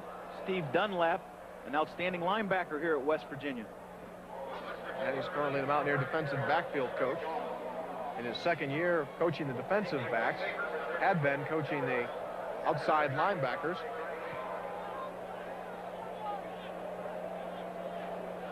Has coached here as a graduate assistant, then went to Navy as a linebacker coach.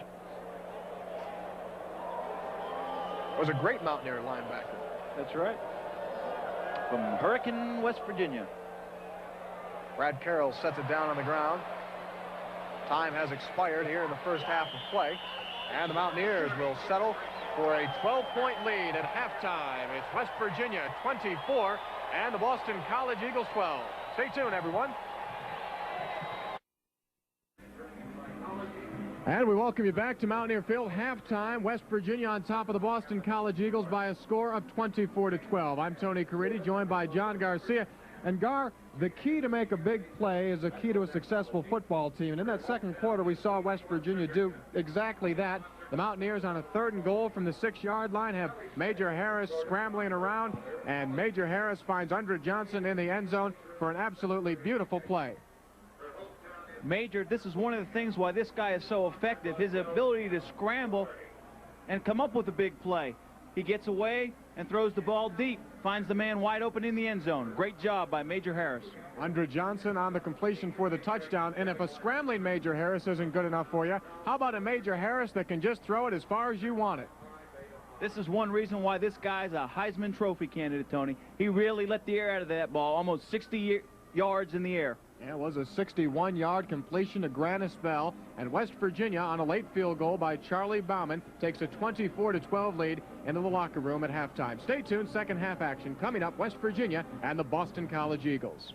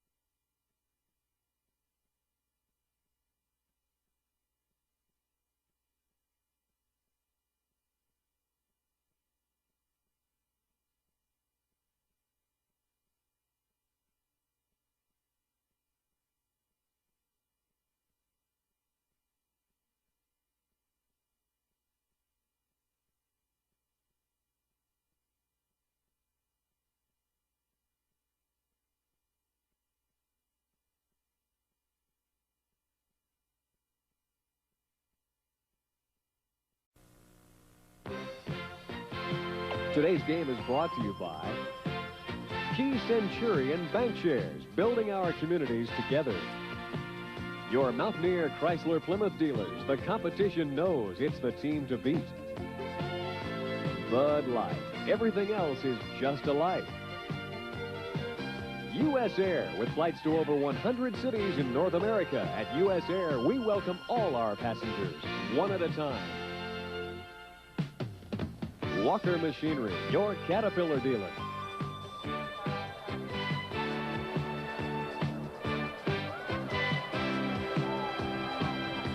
Tony Caridi and John Garcia back at Mountaineer Field, all ready to begin second half action. West Virginia holding a 24-12 lead over the Boston College Eagles as West Virginia looks for its 7th consecutive victory.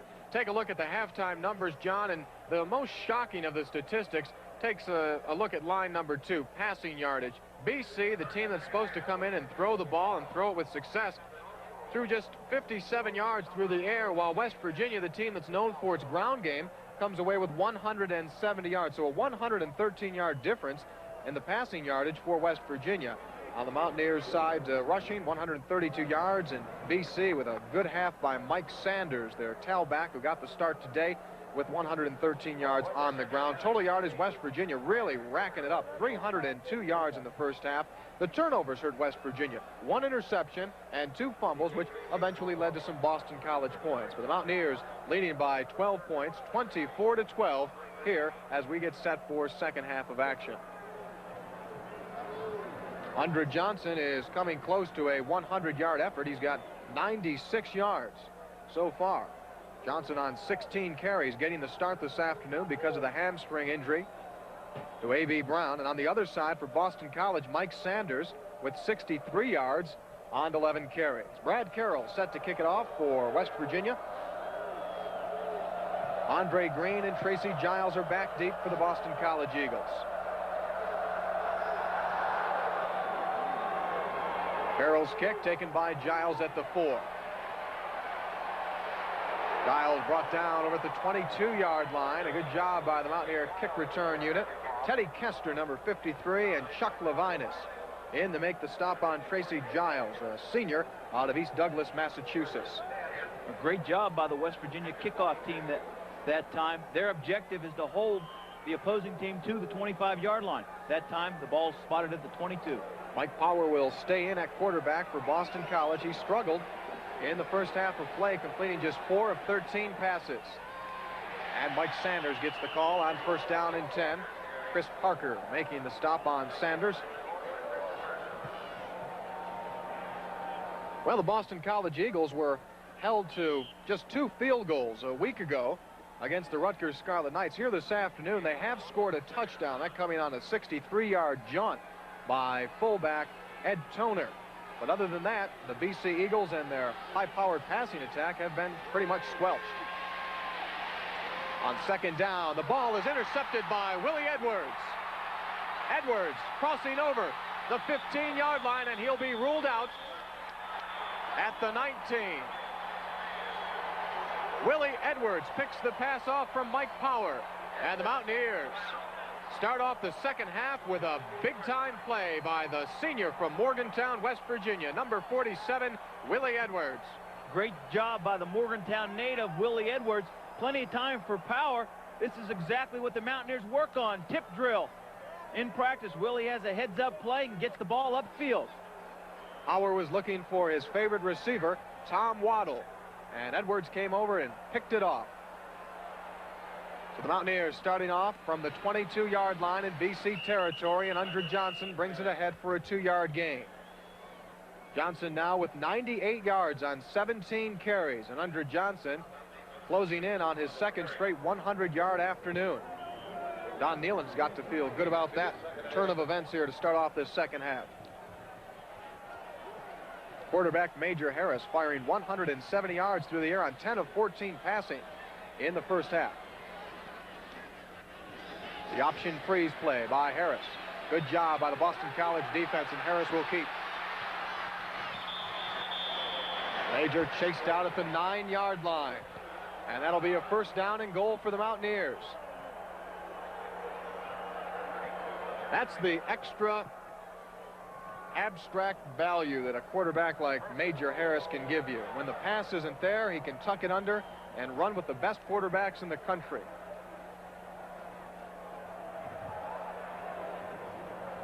So West Virginia looking to bust this one open. 13 minutes and 38 seconds to go, third quarter. Harris on the option. He's got the seam. And the touchdown.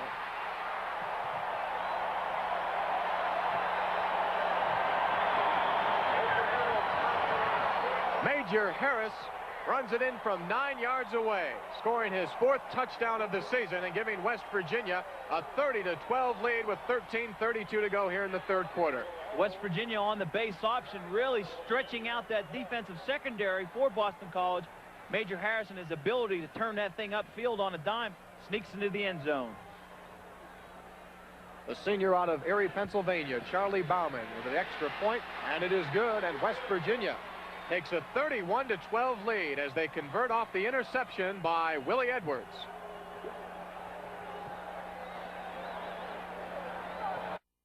Boston College had to feel somewhat good about their chances in this game. They were still in it, but Willie Edwards comes up with the interception. West Virginia marches 22 yards in 3 plays, and they open it up to a 31-12 lead here with 13 minutes and 32 seconds to go, third quarter of play. Give credit to the West Virginia team and their ability to capitalize on a Boston College mistake. That interception and the ability to put that ball in the end zone. A great job by West Virginia offense. Brad Carroll had been handling the kickoffs for West Virginia, and now Charlie Bauman will get a try. Major Harris is just having himself a tremendous afternoon. A year ago, he worked himself up with 208 yards of total offense against Boston College, 156 passing and 52 rushing. Well, so far here this afternoon, Major Harris has thrown the ball for 170 yards, and he's rushed for 38. So he is exactly where he was a year ago against Boston College. A lot more football to play. Giles on the kickoff return, brings it ahead to the 22-yard line. Teddy Kester again making the stop for the Mountaineers. It took just 37 seconds as West Virginia converts on the interception by Willie Edwards. A 9-yard touchdown run by Major Harris. So Harris now with 4 touchdowns on the ground this season. And he threw one back in the first half, so he's got 5 touchdowns passing and 4 touchdowns rushing. Power looking for a big play here. Lawrence Drumgoole added the ball down there. Tom Waddle had a chance for a second effort on the catch as it falls incomplete. Lawrence Drumgoole seeing quite a bit of playing time this afternoon in place of West Virginia starter Bo Orlando, that strong safety. That was an absolutely super drop by Drumgoole that time, Tony, sitting right in that curl zone and breaking on the football. Great job. Mike Power now 4 of 15 passing.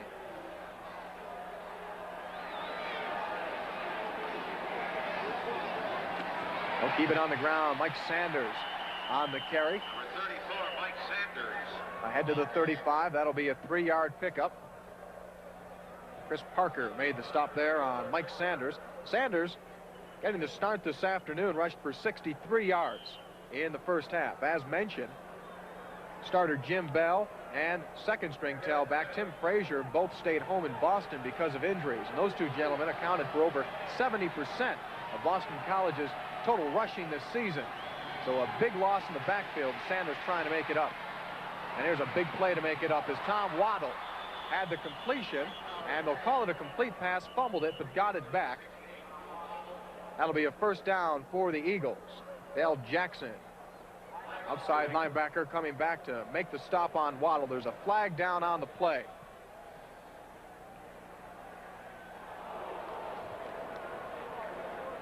This penalty will go against West Virginia. Tremendous hands there by Tom Waddle.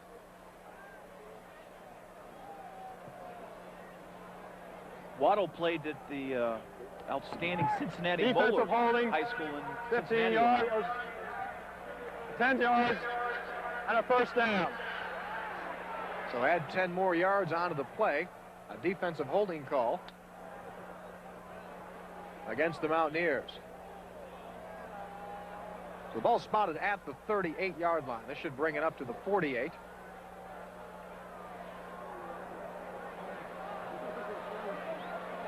"12 minutes and 41 seconds to go here in the third quarter play as they sorted out just the second penalty of the afternoon against West Virginia. Boston College has committed just one. 15-yard roughing the passer call. Major Harris's 61-yard touchdown strike to Grannis Bell.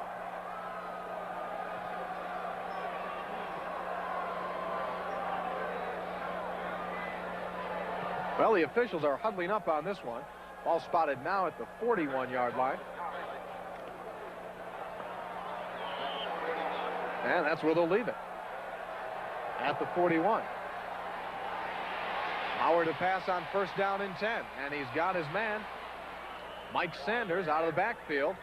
And he's pushed out at the 50-yard line. A 9-yard pickup, and Theron Ellis over there to make the stop on Mike Sanders. That's his first catch out of the backfield this afternoon. One thing that's surprising, Tony, is we haven't seen Coach Bicknell throw that ball down the field too often today. And he's well known for that. Yeah, they came in saying that they would throw as much as 50 times, but they threw just 13 passes in the first half. They're going to have to pass a lot here. The fullback, Ed Toner, has the first down as he brings it into West Virginia territory. Knocked down to the 44-yard line. Willie Edwards and Steve Grant made the stop on Ed Toner, junior out of Swampscott, Massachusetts. Had the 63-yard touchdown run back in the first quarter of action. First down and 10 for the Eagles. Lawrence Drumgoole staying in there at the strong safety position for West Virginia. So Bo Orlando is out with that injury. Power again finds his man over the middle. It's complete to Marcus Cherry down to the 26-yard line. Darrell Whitmore back on the coverage for West Virginia. Again, Boston College doing a good job with the controlled passing game, finding the weakness in the open receiver and getting that ball on the seam. 18-yard pickup there for Marcus Cherry. 2 catches now for him, 41 yards on the afternoon. Senior out of Washington, D.C. The Eagles are marching in on West Virginia territory. Power again to throw on first down. Looking for his favorite receiver, Waddle, and the pass is overthrown. Willie Edwards on the coverage of Tom Waddle. And that will bring up second down. Boston College in a 4 wide receiver set that time with 1 back in the backfield. Tom Waddle returns to that Boston College huddle.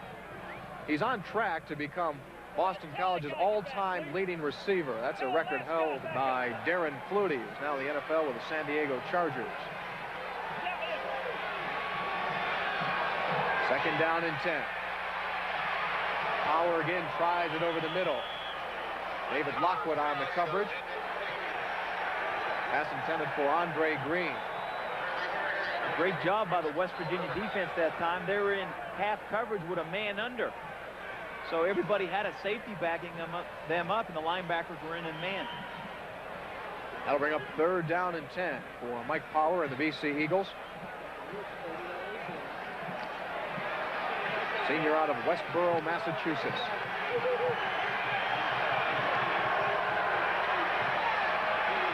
Pressure is on, and Ronaldo Turnbull catches up with Mike Power once again. That's the 3rd sack of the afternoon for number 87, Ronaldo Turnbull. Obvious passing situation, and West Virginia came a-running. When this guy rushes the passer, I mean, he comes. He's so darn big, and that leverage, he just makes opposing quarterbacks shiver. 7-yard loss on the play, bringing up a 4th down and 17. The amazing thing about it, Tony, is this guy wasn't even a starter coming into the year. Boston College will go for it on 4th down and 17.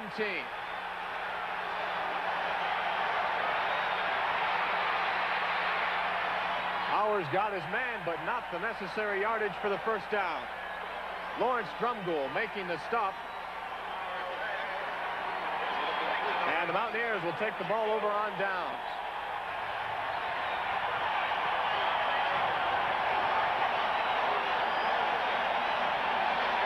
So the sack by Ronaldo Turnbull forces Boston College to go for it on 4th down, and West Virginia will take over. 1st down and 10 from the 22.5-yard line. Mountaineers have things going their way. You see there, averaging 470 yards of total offense this season. So far this afternoon, 323 yards. Andre Johnson. Ahead to the 25, and that will be a 100-yard afternoon for Andre Johnson. He had 98 going into that carry, and now Andre Johnson has hit for 100 yards. Here's Mike Fox, number 61 for the Mountaineers, defensive tackle. His unit doing a tremendous job pressuring quarterback Mike Power. Andre Johnson has 100 yards this afternoon. That's the 6th time he's done that as a Mountaineer. Harris on the option keep. Head to the 33-yard line. That'll bring up 3rd down and 5. Mike Saylor making a stop on the major. There's Bo Orlando. Now, he hasn't been playing in the game, and he doesn't seem to be in any serious pain. Matter of fact, he's doing a little coaching over there on the sideline. This guy got some big arms, doesn't he? A 425-pound bench presser. Former high school quarterback in Berwick, Pennsylvania. 3rd down and 4 on Harris. Looks for Reggie Rembert, and Rembert cannot hold on.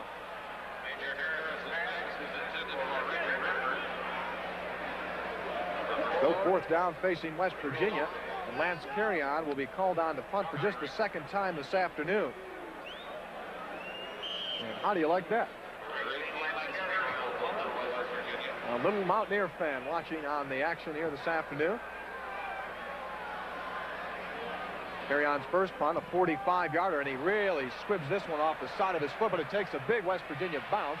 Marcus Cherry from the 28-yard line. A late flag comes down, and I think you're going to get a clip. Contact made by Joe DeFranco, a reserve defensive back for Boston College, as the ball was blown dead. And that's what it is.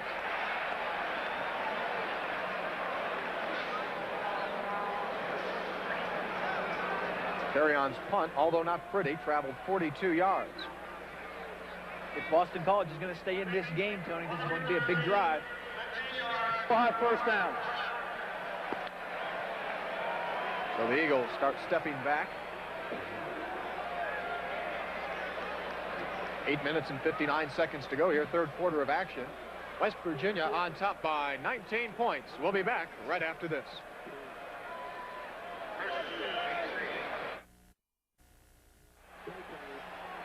Boston College will start off from the 21-yard line, 1st down and 10. The Eagles trailing, and Mike Power forced again into a throwing situation.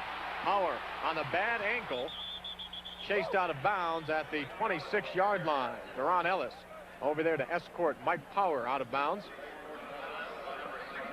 Power is anything but a rushing threat. 17 carries this season for minus 20 yards. The coaching staff wasn't too concerned about Power's ability to run the ball. In fact, they were more concerned about their backup quarterback, Willie Hicks, and his ability to run the option. And the way things are going here for Boston College, we might see Willie Hicks in the ball game. 2nd down and 5. Waddle wide open, cannot make the catch. Tom Waddle had an 8-yard lead on his closest West Virginia defender, Willie Edwards, but the pass was just overthrown. Waddle usually makes those type circus catches. Things just aren't going his way today. Waddle had 3 catches in the first half of play. In fact, he's caught at least 1 pass in 21 straight games.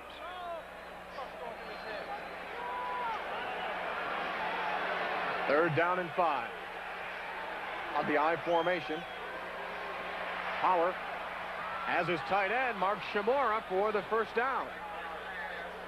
Out at the 49-yard line. A big play there for Boston College as they keep their drive alive. Willie Edwards and Darrell Whitmore on the coverage.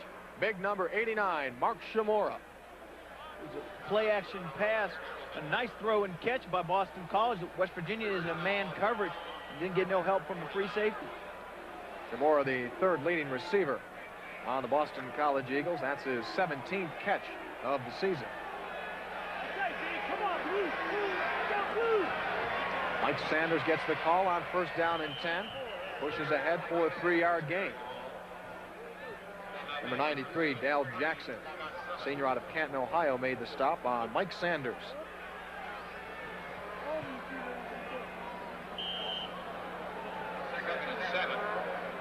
To give you an idea of how heavily the pass game is emphasized for Boston College, they've scored 15 touchdowns this season, and 9 of those 15 have come on pass receptions to either Marcus Cherry, who's in motion there, or Tom Waddle. Howard, second down and 7. As Waddle over the middle, and Darrell Whitmore spins him down at the 36. First down for Boston College as the BC passing attack completes 2 straight. Boston College with plenty of time to throw the ball. That time West Virginia lacked a little bit of pass rush, and you see Waddle, it was a drag pattern, and he broke the seam and came back to the outside. We said this guy runs excellent patterns, and that was a great job. Waddle takes a breather. Marcus Cherry lining up far to the left-hand side. Again, power over the middle, and the pass is complete. A 9-yard pickup. Brett Chico, reserve tight end for the Eagles, makes his first catch of the season. This is where Mike Power is really at its best with a controlled passing game, hitting the 5 or 8-yard curl, doing the little things. He doesn't have the ability to make the big play like Major Harris.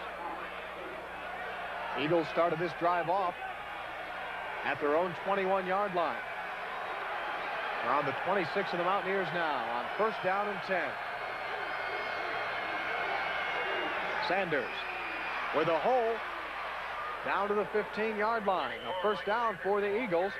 Lawrence Drumgoole makes the stop, but not before Sanders comes away with a first down, and we've got an injured Mountaineer on the play. Take another look, John. You know, when we talked about this drive, Tony, when it started, we said that it would be very important for Boston College if they were to hang in there to establish something. They've been picking at us here and there, and at that time they slipped in a sprint draw. Robert Pickett, outside linebacker for West Virginia, is the injured man. Down back at the 33-yard line.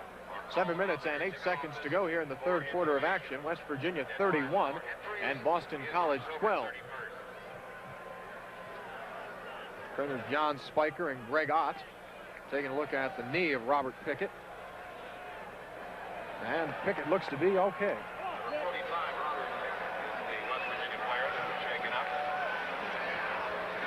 A lot of the players, Tony, particularly the defensive, offensive linemen, wear knee braces. And there, if you look real close, you could see that Pickett had a knee brace on, and that prevents a lot of those knee injuries.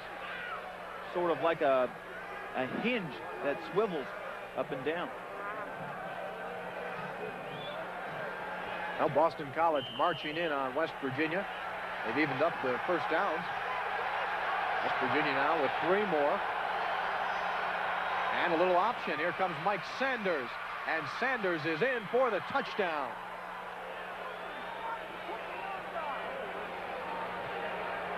Six minutes and 57 seconds show on the third quarter clock as Mike Sanders rushes it in for the touchdown.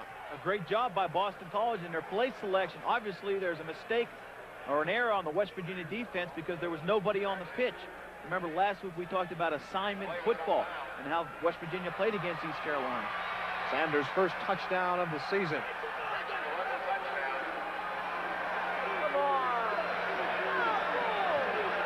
And Brian Lowe is on for the extra point attempt. His last try turned into a 2-point conversion attempt on a high snap.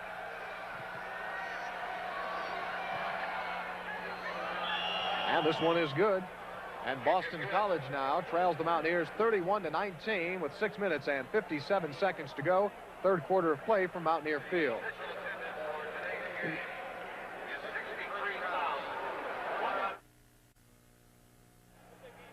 Head coach Don Nealon and his West Virginia Mountaineers with a 31-19 lead here in the third quarter of play. Tony Caridi along with John Garcia Well, the Boston College Eagles coming off a very impressive drive as they march 79 yards in 8 plays, using up 2 minutes and 2 seconds. Mike Sanders scoring his first touchdown of the season on a 14-yard run. Obviously, Tony, the option is not a large portion of the Boston College offense, because I don't think that they want to have that quarterback run the ball very much, since he is this backup quarterback. Well, BC definitely within striking range with their passing attack. Down by 12 points. Ryan Lowe's kickoff bounces out of bounds, and they'll have to do it over. Jamie Lamont over for West Virginia there, number 15. Crowd here this afternoon, 63,145. Braving the cool, damp conditions at Mountaineer Field, so a tremendous crowd on hand. Hey, fans, don't forget Mountaineer Sports Night next Friday evening on MSN Television. Host Woody O'Hara will look at today's highlights, talk with head coach Don Nealon, and preview the Penn State game. Mountaineer Sports Night loaded with features, information, and anything you could want to know about Mountaineer football. Consult your local listings for the time in your area. And there's one of the 63,145 making the trip into Mountaineer Field this afternoon. Next week's Penn State game is already a sellout. Syracuse, soon to be a sellout. So if you don't have your tickets yet, make sure you get them soon. They're going faster than buckwheat cakes in Preston County. Yeah, you're not kidding. 5 yards back at the 30. Brian Lowe will try it again. Eugene Napoleon is the deep man for the Mountaineers.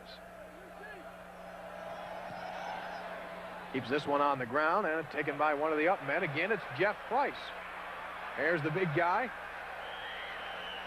Moving it ahead to the 42-yard line. Well, I bet Jeff Price never thought that he would have more kickoff returns in one game than Jamie Lamont or There's no doubt Eugene about Napoleon. that. The guys will have a lot of fun with that this week. Big Jeff Price. Toss to the head up to the 42-yard line. That's where Major Harris and the crew will start off.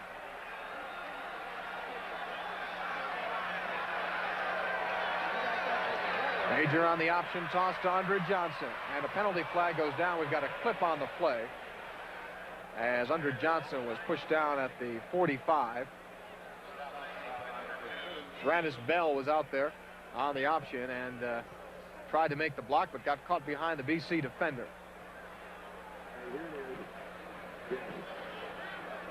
There you see it. Number 2, Steve Williams, getting pushed from behind. 6 minutes and 44 seconds to go, third quarter of action. You know, John, we were talking about the rain, and when we came on the air here, the rain was not falling, but it was a very heavy rain in the early morning hours, a rain that the new Omni-Turf surface at Mountaineer Field really has sucked up, and footing was a bit of a problem early on, but right now it looks to be a very dry surface. Right, Mike Power had some problems there at the beginning of the game, slipping twice, and I would say he probably changed his shoes. The equipment manners do carry a number of different type of spikes to help them with their traction. Penalty, a costly one for West Virginia. It's first down and 22. Harris to Calvin Phillips. And Phillips pushed out at the 36-yard line, and now a flag comes down on a late hit. Number 2, Steve Williams, made a late hit over on the play. Mike Saylor over there as well, as Phillips got an extra pop, and that'll be a personal foul penalty against Boston College.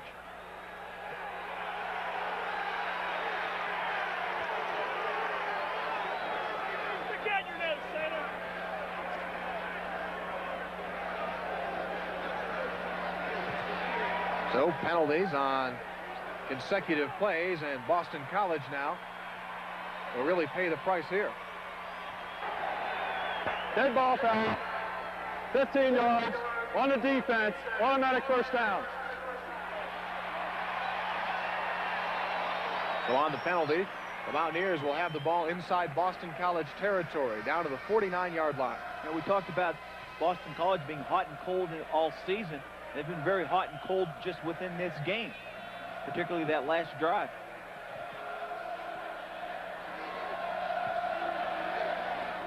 First down and 10. Andre Johnson stacked up and pushed back. Good play there defensively for Boston College by David Moore, reserve defensive tackle.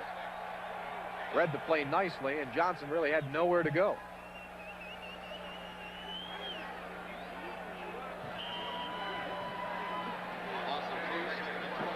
Andre Johnson now becomes the 4th Mountaineer tailback this season.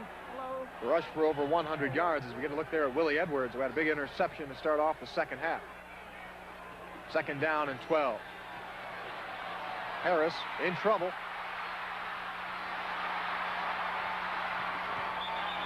And Major Harris picks up a couple yards on the play. Some extracurricular activity over there on the West Virginia sideline.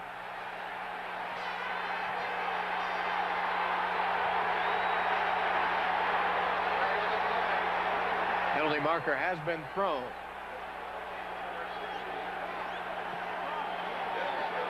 Oh, boys will be boys. Kevin Pearson came over, making the stop on Major Harris. BC coach Jack Bicknell is on the field, standing right at the West Virginia emblem, if you take a look. Dead ball foul, personal foul, both teams, no penalty.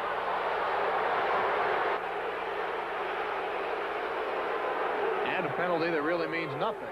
This West Virginia team gets very emotional whenever anybody puts a shot on Major Harris, particularly a shot that they feel that is not in the constraints of the rules.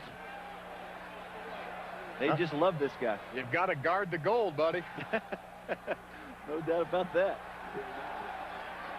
You got to dance with the horse that brung you, too. That's right. So offsetting penalties will bring up a 3rd down and 10 facing West Virginia. And what's been a rather sloppy series. We've had 4 penalties in this series alone.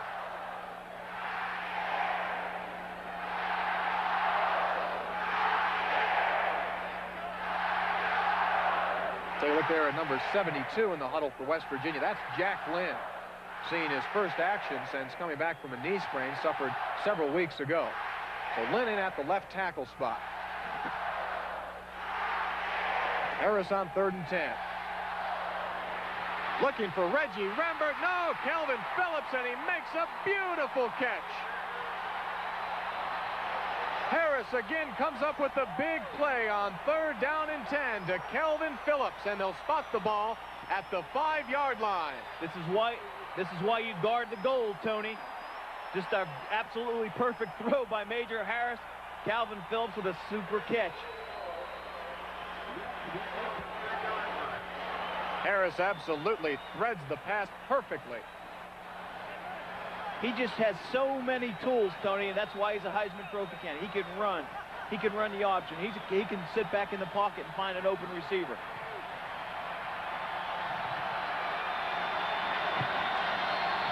Andre Johnson on 1st and goal inside of the 2-yard line. You know, if you're an opposing defensive coordinator, how do you prepare for this guy? You have to prepare for the option. You have to prepare for the straight drop back pass. And you only have 2 days to get everything ready. A true signal of West Virginia's depth is being put through right here. You take a look at the offensive line. It's primarily reserves. Jack Lynn, Dale Wolfley, Brian Hendricks. 2nd and goal from the 2. Harris will be held back at the 1-yard line. Mike Saylor, the inside linebacker, makes the stop on Major Harris. As Major held and held and held and was waiting for that seam to open up, but a great job there by number 91, Mike Saylor, in on the pursuit. That's an excellent observation on the backup offensive line. I can remember back in the Bowling Green, Tony, we kind of looked at each other funny when every 3rd series we had a different offensive line. This is where it pays off. 3rd and goal. Andre Johnson leaps in for the score.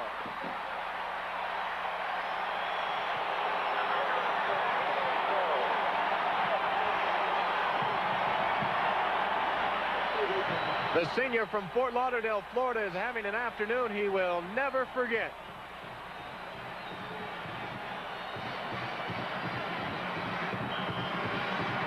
Andre Johnson with his second touchdown of the afternoon. It would certainly be interesting if your backup tailback was drafted, wouldn't it, Tony? Well, the way he's going right now, he's going to get some looks from the NFL. Charlie Bauman's extra point is good, and West Virginia opens up a 38-19 lead over the BC Eagles. A big play in that drive, of course, Calvin Phillips. A 43-yard catch from Major Harris, and the West Virginia passing game that at sometimes this season has been criticized for not being fancy enough or not being used enough is really in fine shape this afternoon. Major Harris, 12 of 17 for 219 yards. So that's Harris's best passing afternoon of the season. He threw for 205 against Virginia Tech, but now a 219-yard effort here today. You know, a lot of us don't realize, Tony, Coach Nealon's philosophy is to utilize what the opposing team gives you. If the option works one day, utilize the option. If the straight drop back pass goes, go with the straight drop back pass. Fans, the Mountaineers will be playing 2 more home games this season. Next week's game against Penn State, a sellout, but you've still got a chance to buy yourself a ticket for Syracuse and West Virginia coming up on November the 19th. If you'd like to order tickets, call 1-800-352-2512 or go to any Key Centurion Bank ticket outlet or reliable mortgage location in the state of West Virginia. So the Mountaineers with a 19-point lead.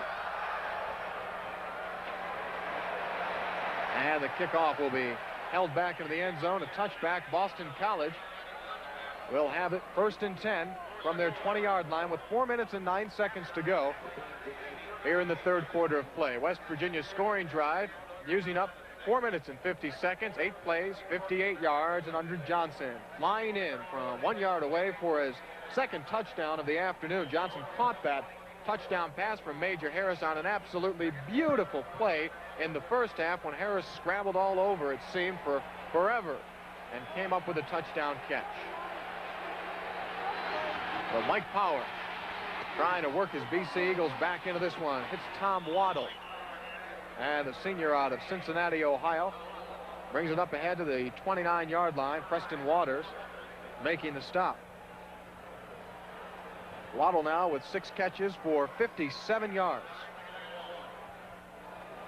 Things have been pretty quiet today for Chris Herring as a middle linebacker. With this controlled passing game, Boston College is kind of picking here and there.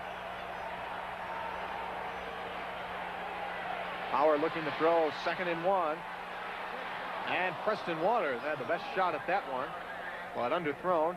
Power looking there between Andre Green and his tight end, Mark Shimura.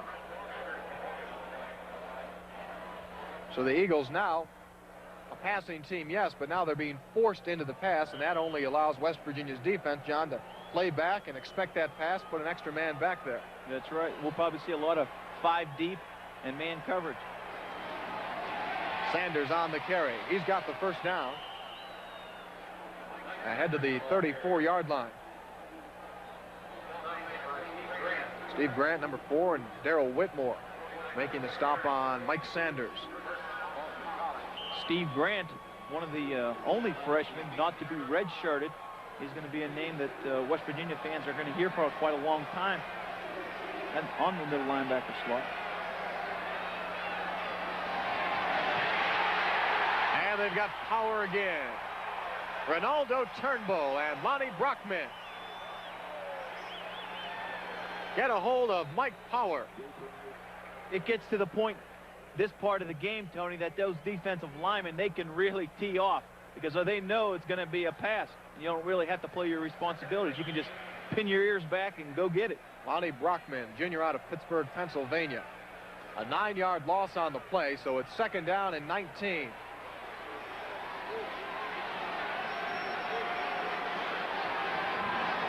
Sanders lining himself up as a receiver. Toner, the ball carrier, gets ahead to the 25-yard line. Chris Herring makes the stop. 2 minutes and 20 seconds and counting here in the third quarter. West Virginia leads it 38-19. The Mountaineers have been scoring points in the dozens ever since last year's 49-0 victory over East Carolina back on October the 3rd of 1987. West Virginia is averaging 45 points a game at home. And they're headed towards 45 again this afternoon. Again, Power under pressure, looking for Waddle, open, and a catch by Waddle, incomplete.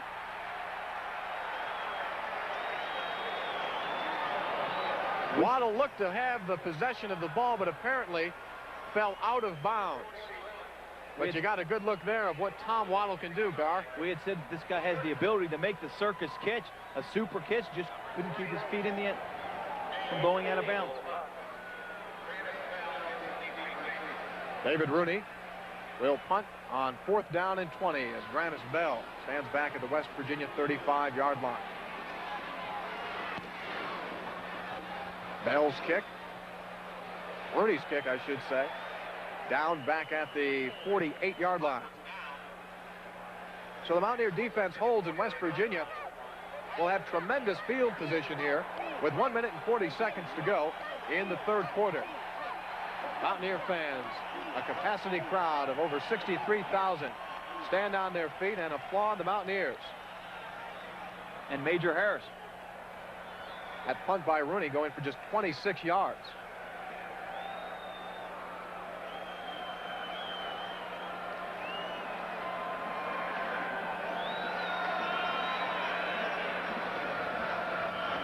Mountaineers have scored 14 points here in the third quarter. And Major Harris, with 219 yards through the air so far, looks for some more. Andre Johnson is the tailback. Harris looking for more. Major in the Boston College territory. Harris down at the 41-yard line. An 8-yard pickup for the Major. This guy is just amazing, Tony, and his ability to make the big play. I mean, there was nothing there, and all of a sudden he gets a first down out of it. Super job again and again and again by Major Harris. Now the Mountaineers will have the first down on the 11-yard pickup by the Major. That's where he was ruled out at the 41. So Harris now with 55 yards on the ground, 200 yards through the air, and Andre Johnson working on a 100-yard afternoon. Picks up another 3. Stephen Jordan coming over to make the stop. Andre Johnson has 2 touchdowns in the ball game, over 100 yards. Earlier in the game, when he crossed over the 88th yard of his performance, he became West Virginia's 5th all-time leading ground gainer, a feat that will, in years in the record books, will be kind of passed by, but a feat that should long be remembered, for Andre Johnson has never been a regular starter. Great. He surpassed Dwayne Woods, former West Virginia running back. Andre Johnson down to the 31-yard line, and he'll be close to the first down.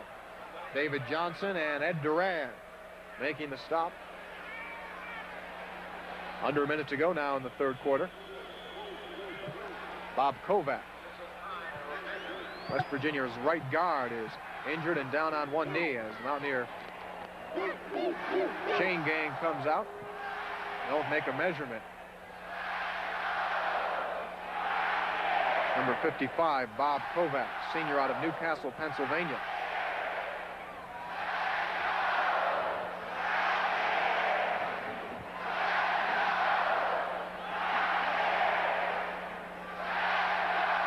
And the Mountaineers have the first down.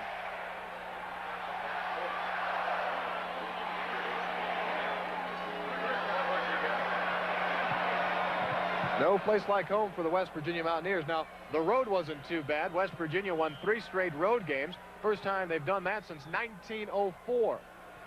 And they come back, and they're looking strong this afternoon. You were about 3 years old then, Tony, or? Just a small young child, yeah.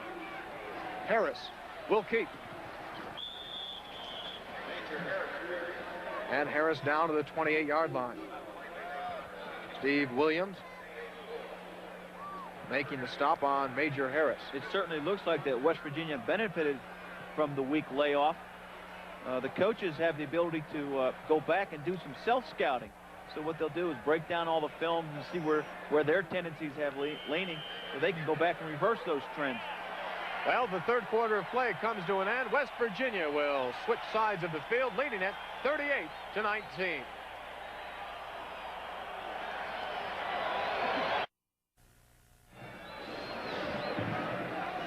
Tony Correa, John Garcia back at Mountaineer Field, 38-19. West Virginia outscoring the Boston College Eagles 14-7 in the third quarter of play. And the Mountaineers will start off this fourth quarter of action with excellent field position. The ball will be on the 27-yard line, a 2nd down and 7 facing the Mountaineers. I'm sure the official there was saying, hey guys, this is the fourth quarter. Let's have a nice clean game and finish this game with class. There have been several personal foul penalties, late hits, roughing the passer on one occasion.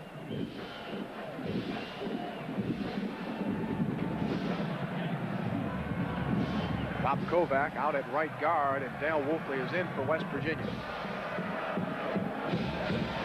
Single man in the backfield is Aaron Evans. Stays in to block. Harris. First down to Grannis Bell. And the senior out of Fort Lauderdale, Florida, has another catch. Eric Lindstrom, the outside linebacker, makes the stop on Bell. And they'll spot it at the 13-yard line. So far in the ball game, West Virginia racking up 402 yards in total offense. Boston College with 226. Mountaineers come into the game averaging 470 yards of total offense. So they're on line to keep that average up. First and 10 for West Virginia from the 13. Harris. Touchdown, West Virginia.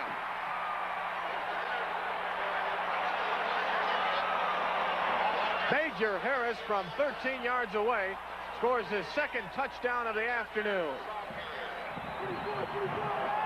And the Mountaineers lead it 44-19. Again, West Virginia on the base option now. Major Harris is coming down horizontally on the line of scrimmage, and he stretches that defense way out. And what that does, that creates big seams.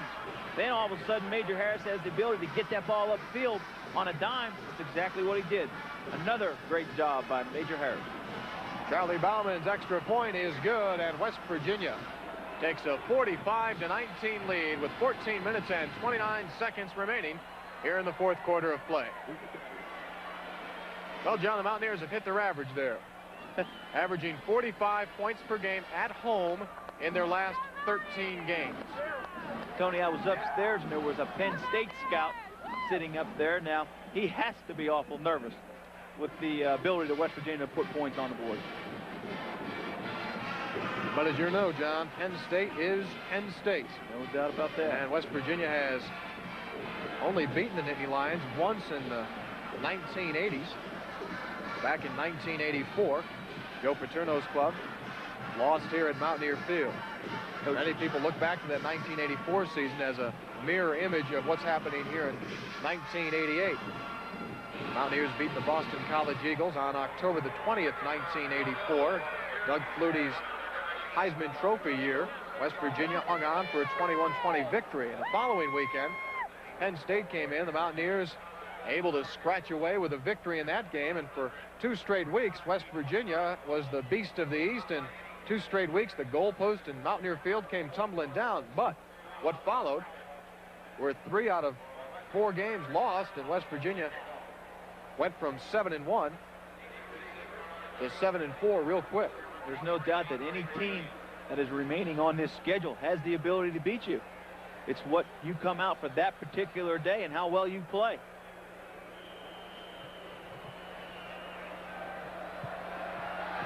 Charlie Bauman's kickoff, angled over to the right.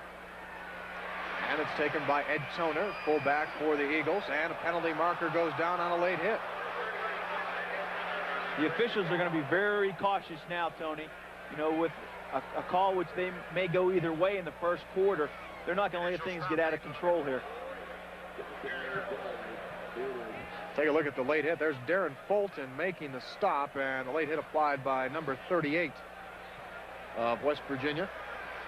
That's Dave Sprouse, reserve inside linebacker. Dead ball foul, late hit, personal foul on the defense, 15 yards, first down. Mountaineers covering 51 yards in 6 plays for their touchdown, 13 yards away on Major Harris's run, his second TD on the ground this afternoon. Harris has also thrown a touchdown to Andre Johnson. Rain starts coming now. Power on 1st and 10. As Waddle, and Waddle is down to the 46-yard line. Elvoyd Mays over on the coverage. That's Waddle's 6th catch of the afternoon. 65 yards in the air on receptions for Tom Waddle. Last year, he had 5 games that he caught 5 passes in.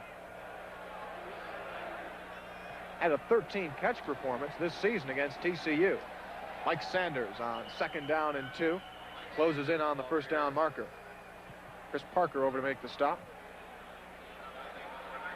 The 45 points scored by West Virginia here this afternoon represent the highest point total that Boston College has given up this season. USC scored 34 against them, TCU 31, and the Pitt Panthers 31.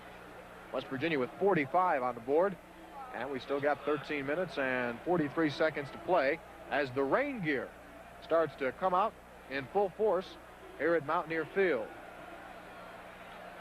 Boston College has been struggling all year defensively. Their strong point is their secondary coverage. And anytime you have your free safety as a second leading tackler on the team, you have problems up front. Eagles have the 1st down.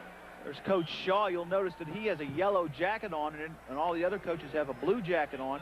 That's so the middle linebacker can see him and pick that out more quickly on the defensive calls. Sanders again on the carry. And Ronaldo Turnbull makes the stop, pushing him over the 40-yard line. Sanders has got himself a 100-yard afternoon. That's the 2nd in his Boston College career. He's got 110 yards on 20 carries. So a good performance by Mike Sanders, who a week ago was the 3rd-string tailback. Injuries to Jim Bell and Tim Frazier put Sanders in the starting role, and he's responded very well. 1 touchdown and 110 yards.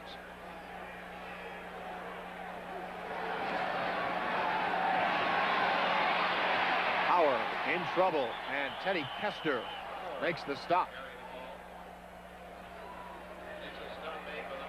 Down to the 39-yard line. That'll bring up 3rd down for Boston College. There's Greg Jones, transfer out of the University of Miami. And we'll probably see him on West Virginia's next possession. He's saying that they don't have weather like this down in Miami. He said, I've never wore one of these turtlenecks before, but this stuff, you've got to. Jones is a tremendous passer. Power on 3rd down and 6, and again, Turnbull makes the one-handed throwdown of Mike Power. What an afternoon Ronaldo Turnbull is having. The outside linebacker from St. Thomas and the Virgin Islands. Well, there's no question who's going to be the defensive champion this week. Just play after play, this guy comes up with a big play. Penalty marker is down, however, as Turnbull got his hand up on the shoulder and the face mask of Mike Power.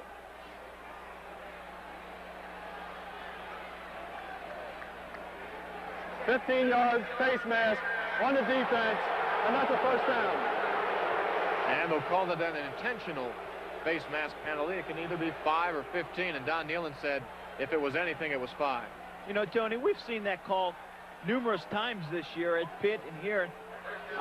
I just don't make any sense out of it. You know, nobody grabs the face mask intentionally. It's very subjective. I just kind of disagree with that rule. Well, nonetheless, it's 15 yards against the Mountaineers, and the ball spotted on the 31 in West Virginia territory. Here they come again, and this time no penalties, but another sack. Lawrence Drumgoole, strong safety, came in on the blitz. And he makes the sack of Mike Power, and now we've got a pushing match going on downfield. And tempers are flaring here.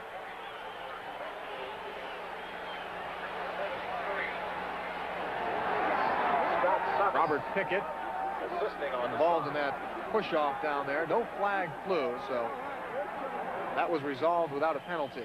Again, Bob Shaw pinning the West Virginia ears back, just going after him with a strong safety game. A great call by Bob Shaw. Second down and 16 here. And they go to Sanders, and Sanders bursts it ahead to the 30-yard line. That'll bring up third down and long.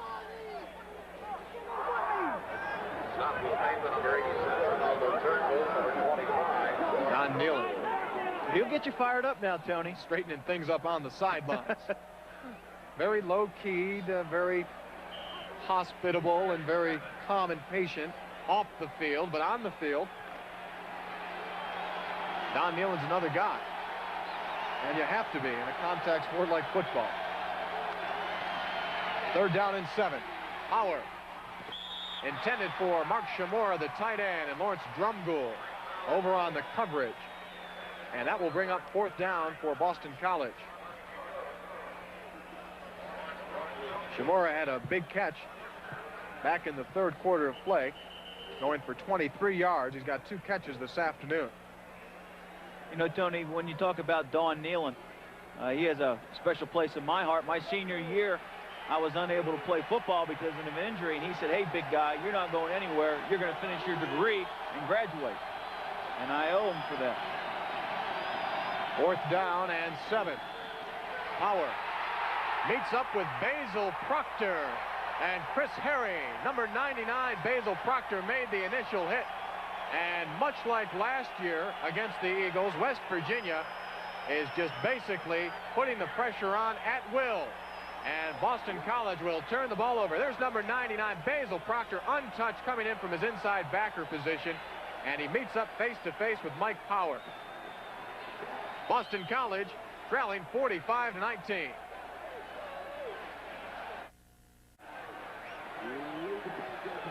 Mountaineers starting off first and 10 from the 38-yard line.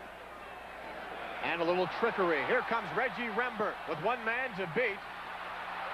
And the ball pops loose. Take a look at this. West Virginia recovers it, but penalty flags are down. Flags thrown back near the line of scrimmage.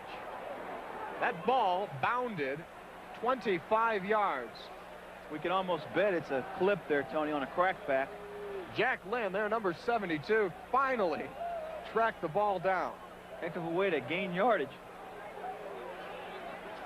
And it will be a clip against West Virginia. That's a difficult block for that wide receiver on a crackback like that, because it just had a natural tendency for that lineman to turn his back on him. Don't say nothing. Bill Kurlavich and Bob Shaw, defensive coaches for West Virginia. Flipping on the offense, 15 yards. Repeat the down. What Kurlav is probably telling those guys, hey, don't lose your intensity and your enthusiasm, but let's play with some class here. I'm sure he's not putting in those words, but very close. Knowing something to the effect. Yeah. Mountaineers from their 35-yard line. First down and 13, motion.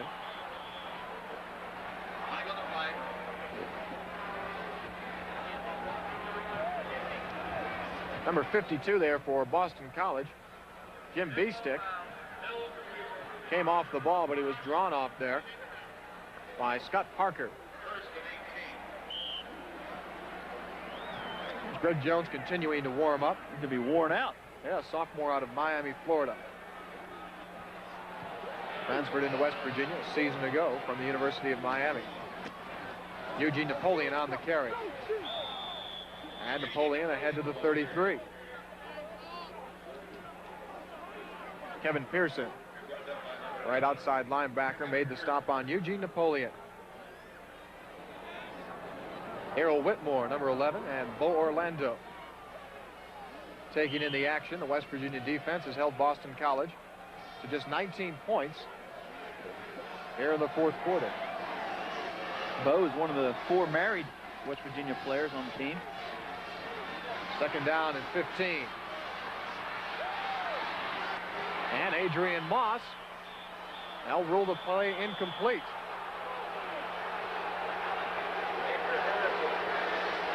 Big Adrian Moss, who had 5 catches against East Carolina, apparently trapped the ball. That'll bring up third down and 15 for the Mountaineers with 9 minutes to go in the ball game.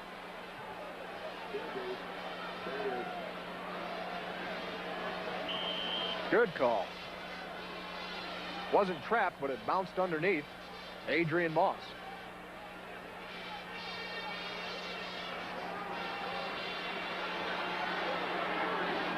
So another passing situation. And the option freeze by the Mountaineers. Harris looking for Calvin Phillips. And he makes the catch. A first down for the Mountaineers to the Boston College 36-yard line. Calvin Phillips pulled the ball away from Steve Williams, the left cornerback. When things go your way, they certainly go your way. Major Harris on the reverse option comes down, and when he comes off the line, that freezes that free safety. A super catch. Fourth catch of the afternoon for Calvin Phillips for 83 yards. Phillips has caught 4 balls, that one going for 34. Eugene Napoleon. Back to the 35, and that'll be a 1-yard pickup. Andy Clare, nose guard, number 98, made the stop on Napoleon. It seems like all the receivers get a little taste of sugar each game. Adrian Moss last week, Grannis Bell, Calvin Phillips, Jamie. These guys look like they're ready to go hold up a bank. It's like 2 sheiks. But I think the identification from the teller would be quite easy. They had blue helmets with the logo. From Florida. Yeah. That's Bell in motion on second down and 8. And Harris picks up a yard. Peter Gray, the defensive tackle, number 96, makes the stop. Under 8 minutes to go as the clock continues to wind down. Major Harris now with 264 yards passing. You'll notice on the back of Major's helmet, things are starting to fill up with all those muskets. Heck, after this game, they won't have any room. Mountaineer musket is awarded to a Mountaineer player for good play. And Major Harris has had plenty of that. Again, the Mountaineers throwing on third down and 7, looking for Reggie Rembert. Rembert makes the catch. Touchdown for the Mountaineers from 35 yards away. Penalty flag was down. I believe we're going to get defensive pass interference. Brian Williams was on the coverage of Reggie Rembert.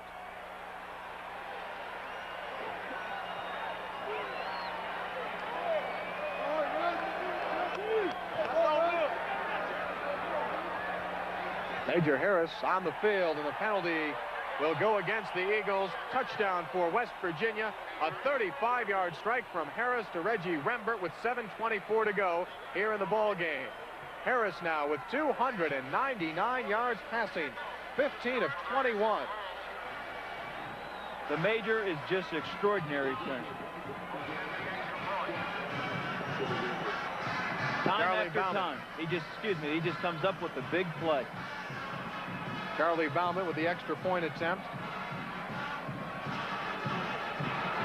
It is perfect, and West Virginia leads it 52-19 with 7 minutes and 24 seconds to go.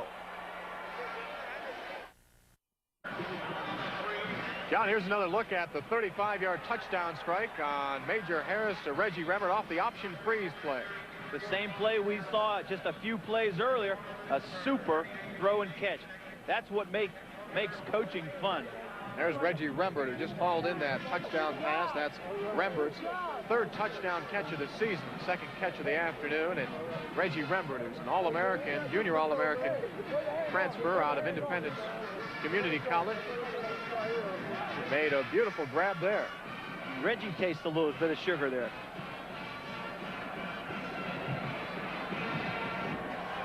Reggie has an exceptional speed.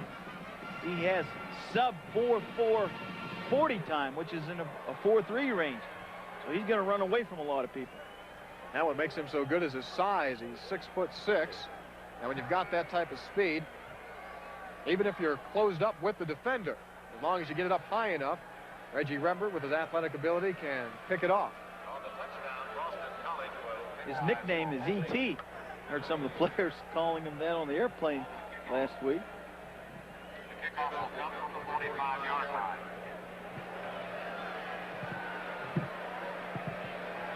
Brad Carroll now comes back on for West Virginia for the kickoff. He's been switching on and off with Charlie Bauman.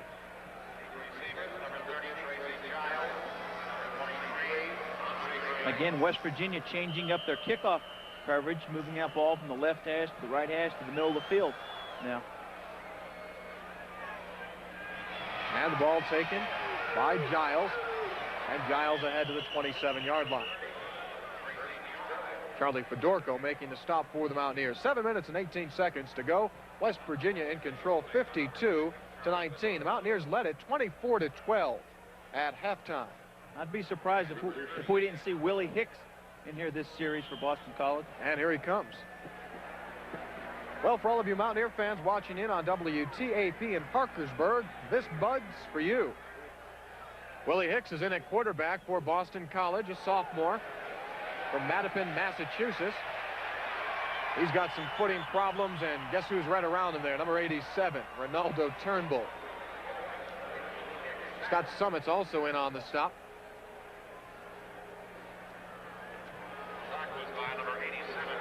Ronaldo is just simply amazing. He's 234 pounds and is a 4% body fat. Heck, most people have 4% body fat in their arm. Loss of 9 on the play, and that'll bring up second down and 19. And the Mountaineer defense basically taking control. Teddy Kester there making the stop on Mike Sanders.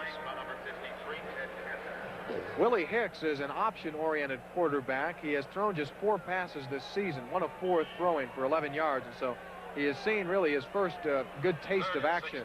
I talked to Coach Gerlavich last night, and he was very much concerned about Willie Hicks because he's extremely quick, and it gives the Boston College offense a whole new look with that option. Third down and 16, and Hicks is going to be throwing it here. As his man, Andre Green, and Green down to the midfield marker. Good hold on by Andre Green.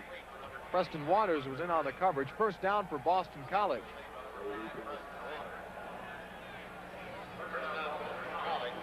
Willie not only has the ability to run the option, but he's also had a good arm hitting the drag pattern.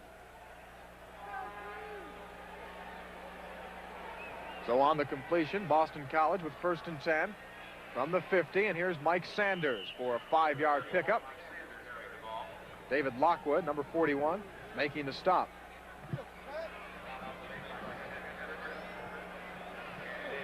Sanders with 129 yards this afternoon on 23 carries. Not bad for a third-teamer. No, he's going to be a good one for Boston College. He's a junior, so he'll be back next season. He's also a pretty bright guy in the classroom. He's a finance major.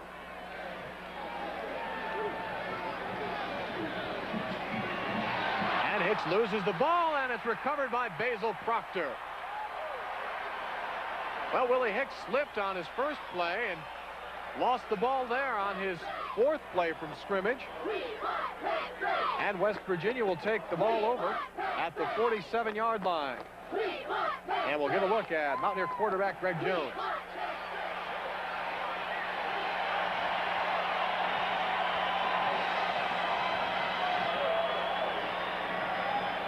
Greg Jones was named the co-hustler way back in the Bowling Green game. Seems like a year ago almost.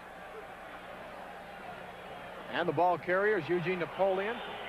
Napoleon into Boston College territory down to the 46-yard line. Eugene is one of 4 Mountaineers that have rushed for over 100 yards this season. A.B. Brown, Andrew Johnson, and Major Harris the others.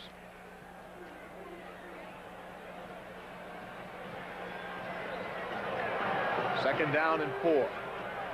Greg Jones again making the handoff.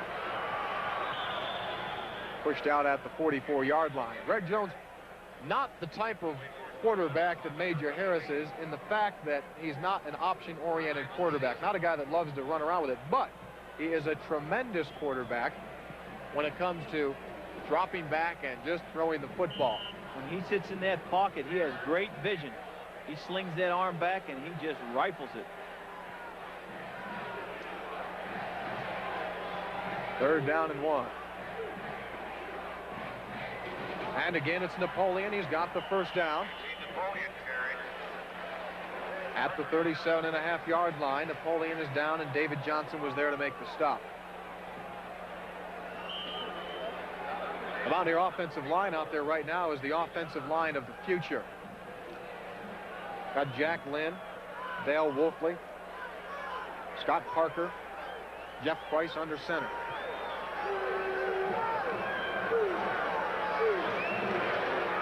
And the handoff goes to Rico Tyler. And Tyler across the 25-yard line. Sophomore out of Pittsburgh with his first carry of the afternoon. And that offensive line, Tony, is not too bad. The majority of them all are 400-pound bench pressers. And there he is again, the beast of the East. And perhaps Mountaineer fans have it his way and their way. That beast of the East will be staying right here in Morgantown. Rico Tyler. Tyler again. Initial stop by number 88, Ivan Caesar. Well, the effort by Mike Sanders of Boston College, 120 yards on the ground this afternoon, is the best rushing effort against the West Virginia defense this season. Mike Pringle of Cal State Fullerton had rushed for an even 100, but Sanders with over 120 yards. Second down and 8. And the toss goes to Napoleon. And the running room tough. Ivan Caesar coming over to make the stop.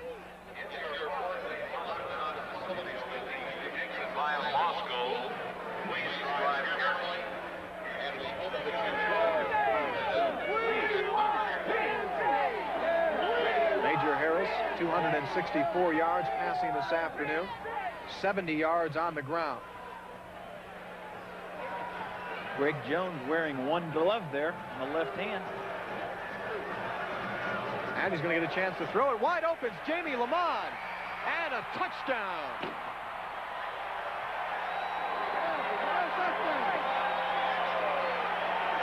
Greg Jones hits for gold on his first pass attempt. A 24-yard touchdown to Jamie Lamont, who was wide open. When that quarterback reverses out like that and fakes the toss sweep, that holds and freezes those linebackers and their secondary people. Jamie was wide open. Great call by the West Virginia coaching staff. Jamie Lamont with a tremendous afternoon for the Mountaineers. 3 catches for 65 yards and a touchdown. Charlie Bauman looking for point number 59, and he has it.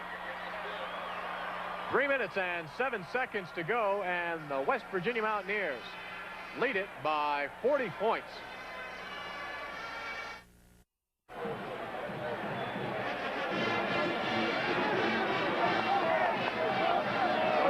John Garcia back at Mountaineer Field. West Virginia has blown this one open here in the second half of play. The Mountaineers led it by 12 at the end of the first 2 quarters, but have built it up to a 40-point lead with 3 minutes and 7 seconds to go. A crowd of over 63,000 on hand here this afternoon, and many of them will return 7 days from now as the Penn State Nittany Lions come into Mountaineer Field for their biannual visit. As they say in Preston County, Tony, coal mines, moonshine, are moving on down the line, bringing on Joe Paterno. They'll be waiting for him next Saturday. You know, I don't think anybody realizes, Tony, the amount of time that this coaching staff puts in. They probably put in 80, 90 hours a week. And tomorrow morning, they'll be in the office at 8 o'clock, and they'll be there until 11 o'clock, 12 o'clock at night, and every day. And It's just a job that demands a great deal of time and study. The long hours are quickly passed over and don't feel as long when you're able to score 59 points and when you're on your way to being 7-0. That's right. It certainly makes it a longer season when you have more losses than wins. The Mountaineers have run 60 plays in the ball game for 511 yards of total offense.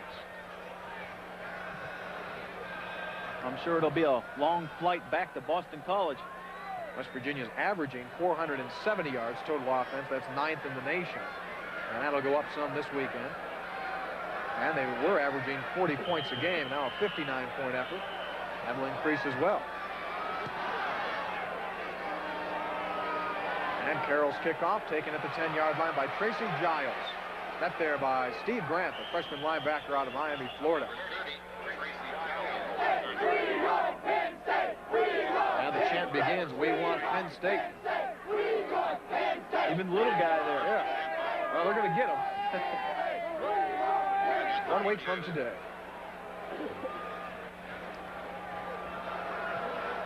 Willie Hicks, who fumbled on his first appearance of the afternoon, under center for the Boston College Eagles.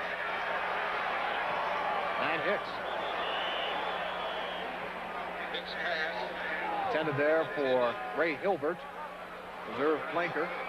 That'll bring up 2nd down and 10. Hicks seems, John, to have a great velocity on the football, and he's putting the ball there. Looks to be a good prospect for Jack Bicknell's club. Eagles are on their way to falling to 2-5. West Virginia on their way to 7-0. He's a little guy, 5'10", 179 pounds. Mike Sanders, the ball carrier, still up as he reaches the 45-yard line. 1st down for BC. Bring on Penn State! Bring on Penn State! Bring on Penn State! Bring on Penn State! Bring on Penn State! Bring on Penn State! Bring on. Officials call timeout as Ray Hilbert is injured on the play for Boston College, being attended to. A very disappointing loss for that man, Jack Bicknell, who has had very little success against West Virginia. Against Don Nealon, he'll fall now to 7-1 or 1-7 if you look at it from Jack Bicknell's perspective. There's Mark Hankin, right guard, shaking up. As Under Johnson signed some autographs over on the far side, here's a reminder, if you're a Mountaineer fan and you've ever had a Mountaineer fantasy that you'd like to take yourself up on, well, Key Centurion Bank is giving you a chance. Call them at 1-800-352-2512 or go to a Key Centurion member bank outlet and you can pick up yourself an information form, and perhaps you can be on the field before this season's over for the Mountaineers. You'll be serving in some capacity. Great opportunity for a young person. Hicks going deep. He's got his man, and it's incomplete down at the 5-yard line. Intended for Andre Green. Boy, quite a throw there by Willie Hicks. John Murphy, a reserve defensive back for the Mountaineers, was in on the play.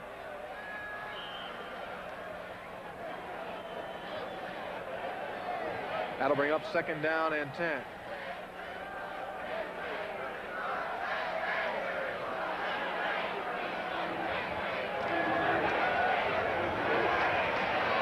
And the pass going over to Tracy Giles. And Giles down to the 44-yard line. So West Virginia has Penn State remaining on their schedule. Then a trip to Cincinnati, a trip to Rutgers, and a trip back to Mountaineer Field to close off the season against the Syracuse Orangemen.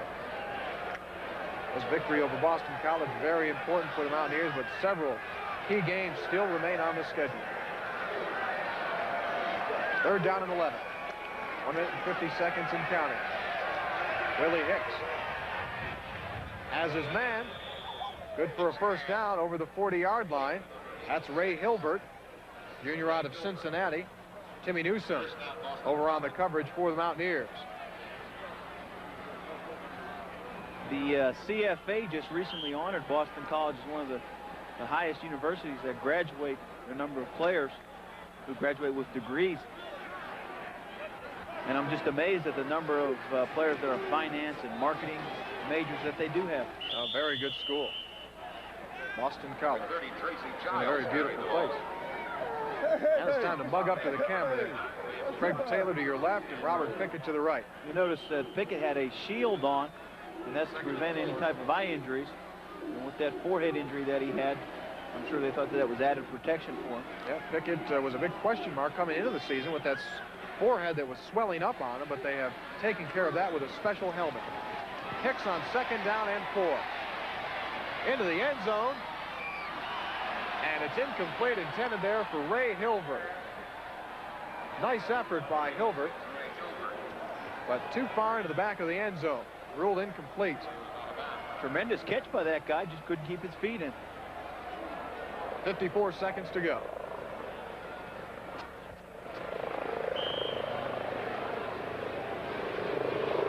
Well, the Mountaineers have not seen 7-0, John, in many a year. Got off to a 6-0 start back in 1983. And then ended up losing to Penn State and eventual national champion Miami. Executive producer of the Mountaineer Sports Network is Mike Parsons. Today's game, directed by Nick Smith. The associate producer is Alan Hercules. Our next MSN television game coming to you from the Meadowlands in New Jersey as West Virginia takes on the Rutgers Scarlet Knights.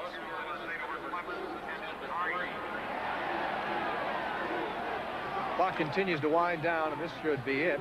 Under 20 seconds to go.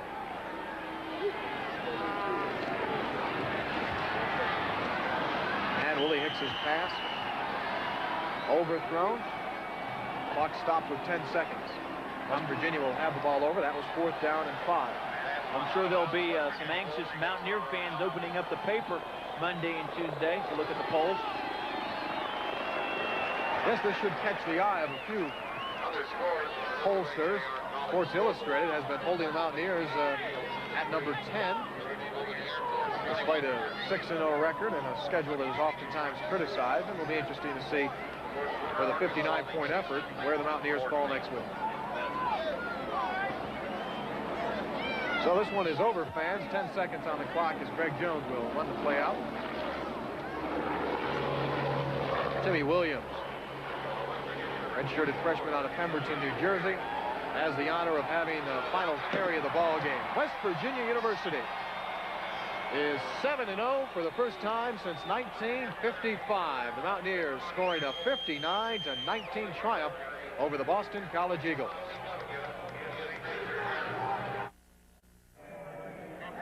Well, the West Virginia Mountaineers, for the first time in 33 years, are 7-0.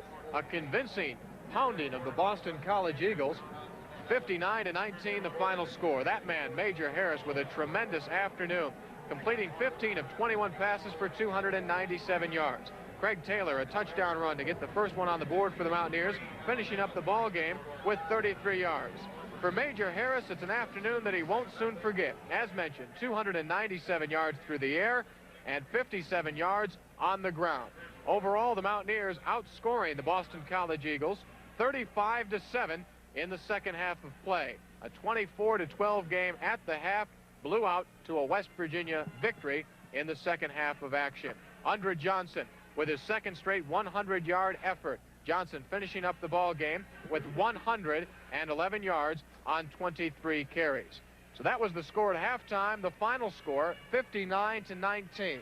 The Mountaineers 7-0 as they look ahead to the Penn State Nittany Lions. A game that will long be remembered as West Virginia puts 59 points on the board against a BC team that had given up at the most 34 this season. For John Garcia, I'm Tony Caridi saying thanks for watching, everyone. We'll talk to you again next week. Promotional consideration provided by U.S. Air. We welcome all of our passengers, one at a time. The Holiday Inn of Morgantown. Look for officially licensed WVU merchandise from PM Enterprises. This has been a Mountaineers Sports Network presentation.